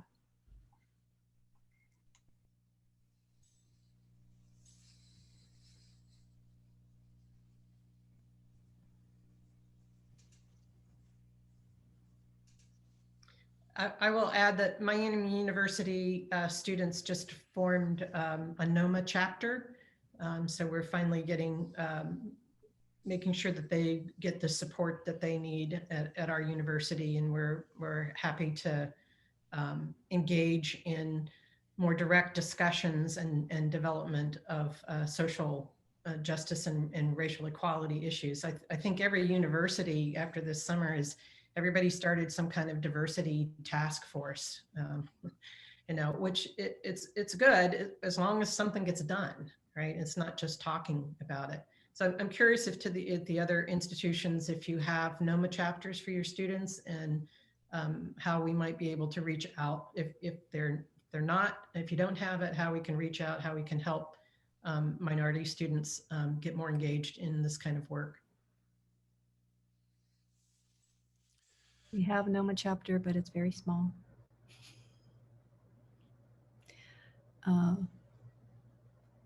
Our program is diverse, but not diverse with Blacks yet.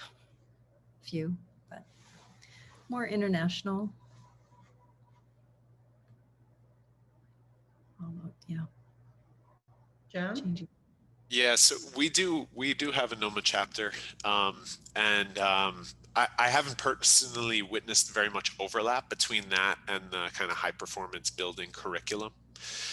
So I can't really speak too much about that in the university setting, but maybe this is a little outside the scope of the Hootenanny here, but at least in the Hudson Valley, our Passive House Alliance chapter, we're working on a bunch of diversity initiatives. It's still relating to education. We're hoping to create diversity initiatives for skilled labor and hands-on training as a kind of a supplemental to the CPHB course.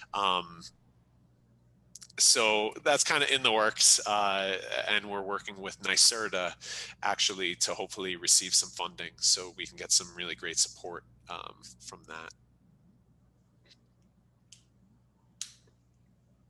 Robert, anything happening in South Dakota? Yes, my colleague, Federico Garcia Lammers, he did start a NOMA chapter. We're a small program, and I think, you know, yeah, I think there's two things I'd probably touch on with this. We don't have that many.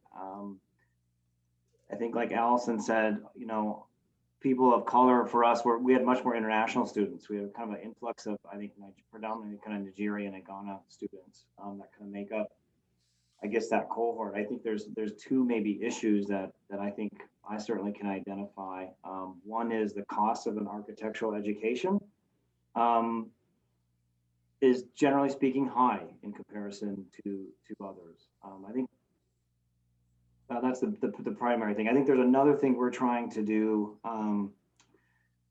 which is to basically get comps with different tech schools. There's, I think, a couple out West River or even out in Wyoming where they have a higher population of Native American students. That's actually, you know, for us, I think, a particular issue that you know, we have in South Dakota, Pine Ridge, which is, you know, oftentimes in the news as the poorest county, I think, in all of the United States, and sort of all those issues.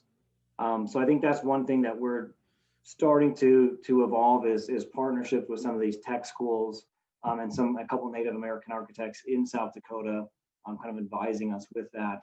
So if they do 2 years there, then they could come here and finish out a degree, and it'd be less expensive and those kinds of things. Same thing, hopefully, you know, again, it's not just talk, and there's, you know, obviously kind of follow through. But yeah, that's just kind of general comments of where we're that anyways. I think one thing that has been really wonderful about the Passive House training is that I've seen the program give confidence to really shy, introverted students, that everyone is learning how to articulate themselves and this area. And so I think that shouldn't be overlooked, because everybody's working hard and they're trying to learn and master, but also be able to talk about it. And once folks get a handle on that, and maybe it's through a special student session at Passive House conference or something like that, where students can or alums can gather and reflect on some of the experiences. We would much rather talk with each other than with older folks, you know. Laura, I know would you want to talk about RISD for a minute?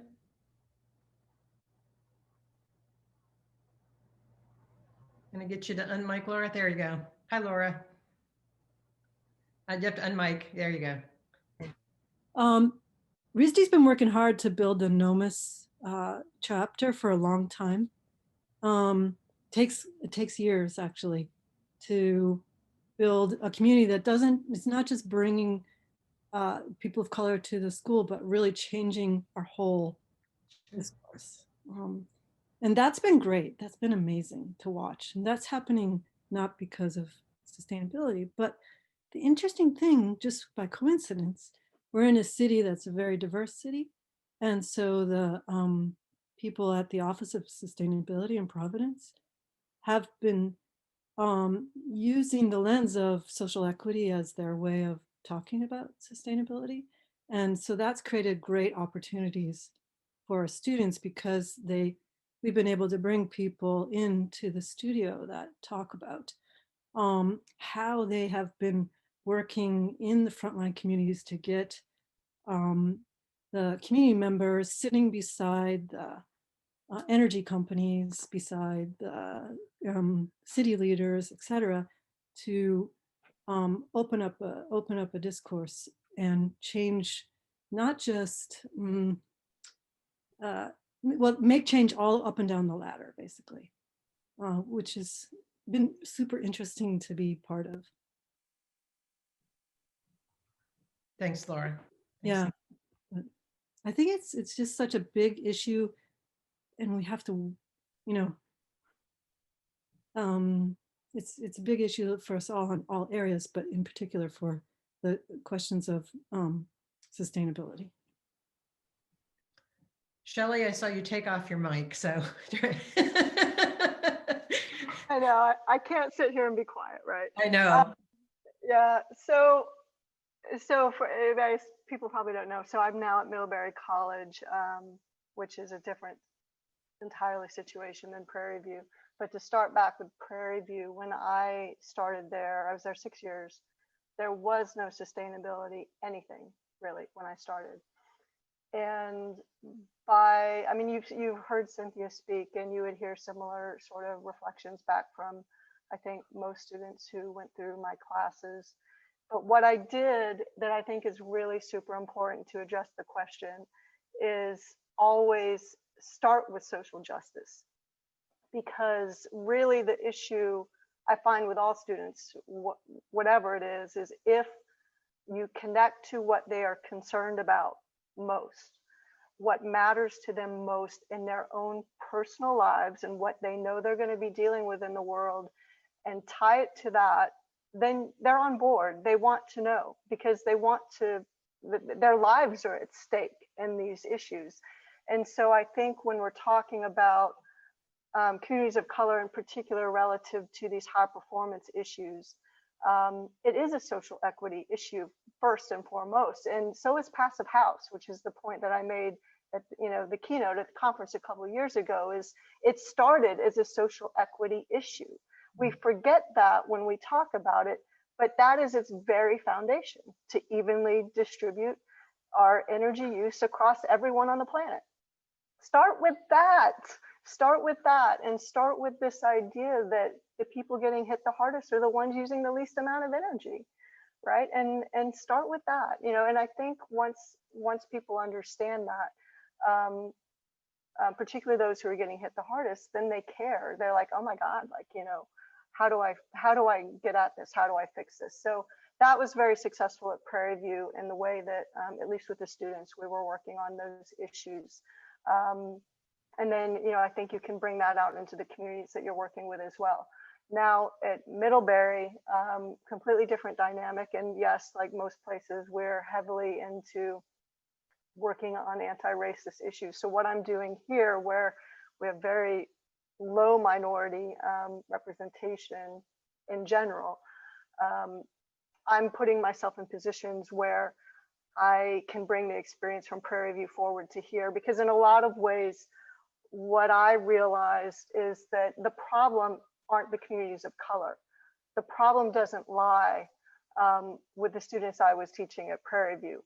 As much as what I was doing was empowering them, the problem lies in more of the people who come from institutions like the ones that I come from, right, in the elite institutions. And so I am on the completely other side of it, working on it from this end. But even on this end, I think that students are really eager to change, for change to happen. So here, what I'm doing, number one, Project Pipeline has already come to Middlebury. We're a liberal arts undergraduate program, so it's very different than an accredited 4-year, 5-year program. But nonetheless, we have students who go on to grad school. So the pipeline actually starts at places like this. So we have Project Pipeline locally has come to us, and I'm now working in the group here collaborating to figure out what we can do on that front. As well, I've reached out, Middlebury started a task force on anti-racism college-wide, which I'm on, you know, and so we're starting to tackle these issues in a really larger context. So I'm putting myself out there in those ways where I can be part of that conversation in a larger format, in order to advocate for the fact that the built environment is critical to these issues, because most people don't think about it that way. You know, if we're talking so much about decolonizing the curriculum these days, you've probably heard that's probably said at your colleges and universities. What I'd encourage you all to start saying is we also need to decolonize our campuses. We need to decolonize our buildings. And what does that mean? And start pushing the conversation into that, so that we don't get, the built environment doesn't get ignored in the conversation. So that's my 2 cents. That's where I'm at. Great, thank you, Shelley. We are actually at the 7 o'clock hour, and I know there are a few sort of comments and questions here. I want to, still in the chat, I want to give the panel an opportunity to have any closing words. And then if anybody wants to stay on to continue the talk, we can do that. But Robert, how about you? Can we start with you? Any closing comments? No, thanks for those notes. Shelley, I think it was a good sort of closer. Thanks for the opportunity to show what we're up to up in South Dakota. And to the other panelists, it was great getting to know you guys and talking more about Passive House. Let me know if you want to try and reach out, and if you want to be part of my final review, see some retrofit stuff. Great, thank you, Robert. Thank you. Thank you. Allison, you're gonna unmute. Okay, so thank you to Chuck and Mary for inviting me to be part of this. I'm sorry, there's a car alarm going on. And I think this just shows that we still need to do more. And listening to all the presentations and ending with Shelley and everything, it's just like we've got to scale up, and we've got to have policy, and we've got to have accreditation changes and everything. So I'm still game for everybody to, and all of our students, you guys can start teaching too. So form groups and start teaching the firms, as hard as it is. Thank you, Allison. Cynthia? Yes, thank you for the opportunity to be here with everyone tonight. And it's always a pleasure to be surrounded with Passive House folks. So I look forward to more. Thank you. Thanks. John? Yeah, thank you so much for inviting me to be a part of this. Man, I wish we could have been in person. You know, I think that's kind of my big takeaway is what an amazing community forms around Passive House in general. And I hope that's what I can communicate to my students, right? So there's so many students on here that are asking very specific questions, and I would encourage you, reach out to your local Passive House practitioners, or reach out to any Passive House practitioner in the country. I mean, I personally would love to speak to you about, you know, anything Passive House, and I think that's really what is largely going on in the community in general. It's very transparent. I see that happening in the professional world, and I hope that my students understand that they're now part of that as they're, you know, gaining their interest in it. So yeah, all the students out there, just get part of the community, get interested, even if you know very little. It's very easy to plug into it, and that's where you really build your education. Thanks, John. Chuck, let you have the last word here. Oh, well, I'll let you have the last word, Mary, but I'll just chime in. I'll thank everybody on the panel, of course. I promise I won't email you, like, at least for another day. Okay, so it was great to hear from Shelley. I think that your comments are right on the mark. I think they also relate a lot to the question that Prudence brought up earlier. And I think there's a lot sort of, you know, kind of buried in the ideas that are in Prudence's question that relate to what you were saying, Shelley. I think that one of the things that I know that I'm pretty proud of here at UTA is the minority sort of population here. It's a great NOMA chapter that we have here. You know, one of the highest sort of percentile minority enrollment in the country. But not a lot of discussion yet about building performance in Passive House. And so this is sort of the thing that's kind of on the front of my desk right now. And it's kind of exciting to kind of, you know, put those two things together and see what's going on. But I think that my comment that I wanted to just sort of chime in, I won't ramble on too long, that Prudence brought up is something that we see a lot of the universities trying, you know, with some success, in this idea of community outreach, community sort of engagement. This is so important, and it takes so much time that it often becomes, you know, a really difficult thing for faculty to work on. And I hate to sort of, you know, beg, you know, that kind of, you know, sympathy, because we're all so busy. But community involvement and outreach is so central to, you know, what we're doing, that it relates so closely to talking about building performance, but it's not always that obvious, especially when we're buried in the day-to-day of teaching or talking about curriculums and so forth. I'm really thankful we didn't get into the minutia about talking about curriculums this afternoon.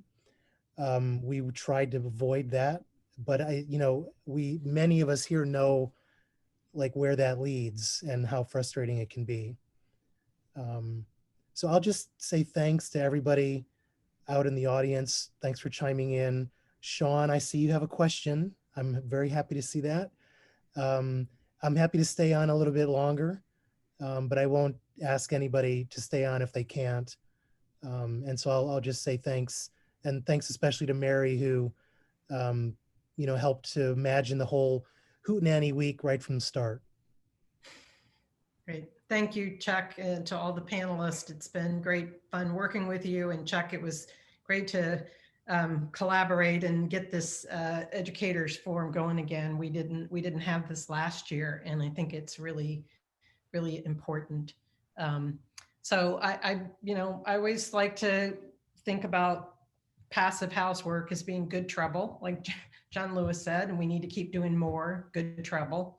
So let's just keep doing it. I've got 5 more years I'm teaching, and then I don't know what I'm going to do, but so I got 5 more years to make a hell of a lot of trouble, and I'm really looking forward to that. So if anybody wants to make trouble, let me know. We'll make trouble together. Thank you all for coming, and don't forget we've got 2 more days of Hootenannies plus the design awards on Friday. So hopefully you can come back, and thanks to all the students. It was so great to see you all. It does our heart good as instructors to see you all progress on in the and have a life after graduation, and particularly if it's related to the stuff that we've taught you. So thanks for coming.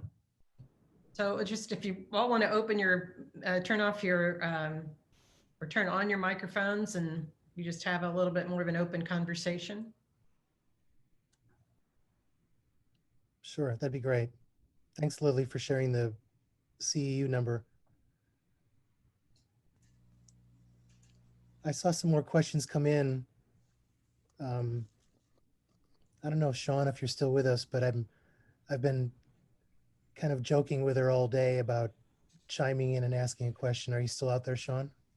I'm here. I'm here. I spent like half the day trying to come up with a question for this. All right, well, now's your moment. Well, I wrote it down earlier. I'm a 4th year student at UT Arlington. I'm a student of McBride's. I don't know if you guys can see me. Hi. I'm in a design build course. We're currently doing, we have a 0.3 acre lot in Kennedale, Arlington. And right now we're trying to build like these 6 small 500 square units on this site while still making it a community within this area. And so I actually learned about Passive House from McBride, and a lot of my classmates don't have a clue what it is. So it's definitely been interesting trying to introduce the ideas and the principles. And so I'm just kind of wondering if you have any particular advice on really explaining it better to my classmates or helping them get interested in this as well. I actually didn't have a clue what CPHC was until today's presentation. So I think that's something I'll definitely share with all of them. Well, that one's on me, Sean. But I need to preach a little louder, I think, to the rest of the school. It's harder to do when we're all on Zoom, I think. But one of the things I think that was brought up that we kind of hinted at with Prudence's question is just the need for staying in communication, which is even harder right now, of course. But I'm going to be in touch with your studio instructor and, you know, do everything I can to kind of work on this issue of building performance and, you know, maybe Passive House. One of the things that we've already talked about is the potential to take a tiny house community and to think about how these individual tiny houses could be built in a way that they can be monitored for comparison. You know, just as a lesson to say, okay, well, here's a house that costs this much. Here's a house that costs that much. Where's the savings? And can they perform in the same way? So there's all kinds of metrics that we can kind of add to it. And this is one of the things that's already been in conversation, but I know that there's other faculty that are involved as well with their own interests trying to kind of get in on this project because it's such a fantastic you know, thing that just happened very quickly just about a month ago in terms of what it turned into.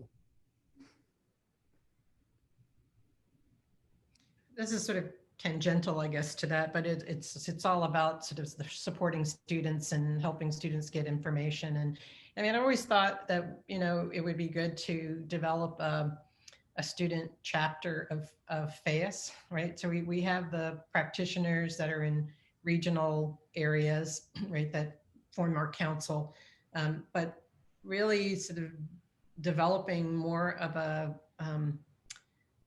a network between students who are engaged in this so well. And it's not always that easy, you know, but because students are at our universities for a short time and then they head out. But I mean, I'd love to see our students start connecting more between programs.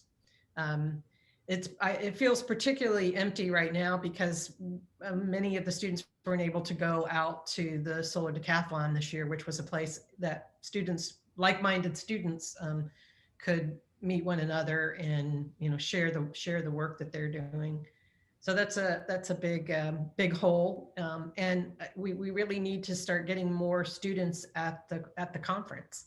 I always try to bring 6 or 7 students with me because I think it's so important for them to meet practitioners, to see what other work is being done, to hear from voices other than myself, right?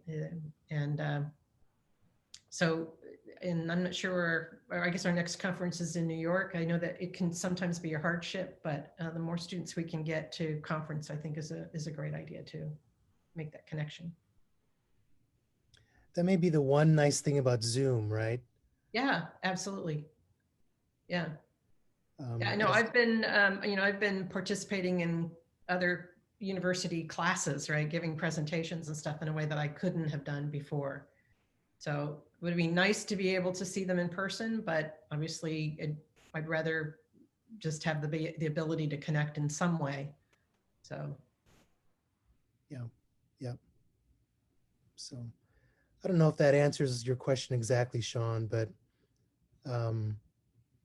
you know that I know your studio professor pretty well, and I can muscle my way into your studio probably fairly easily. So yeah, we're gonna have to double time them, convince them, be like, we want this, we gotta have it in here. Yeah. I see some other professors on the line here. Ryan, you have anything to add to the conversation here? And I don't know if that Jonathan is Jonathan Bean or not, another instructor. Can't talk. Ryan can't talk. All right, that's fine. Any other questions? Well, I think maybe the end of a Zoom is oftentimes a lot of people that have like left the car running, but kind of locked their keys in, right? So, well, why don't we wrap up, Mary, and then we'll just say thanks again to everybody that is still with us. I think it was a great evening. Yeah, thank you. Thanks, everybody. Thanks, Lily, Mike. Thanks, Lily. Yeah, and thanks, Mike. Thank you, everyone. That was great.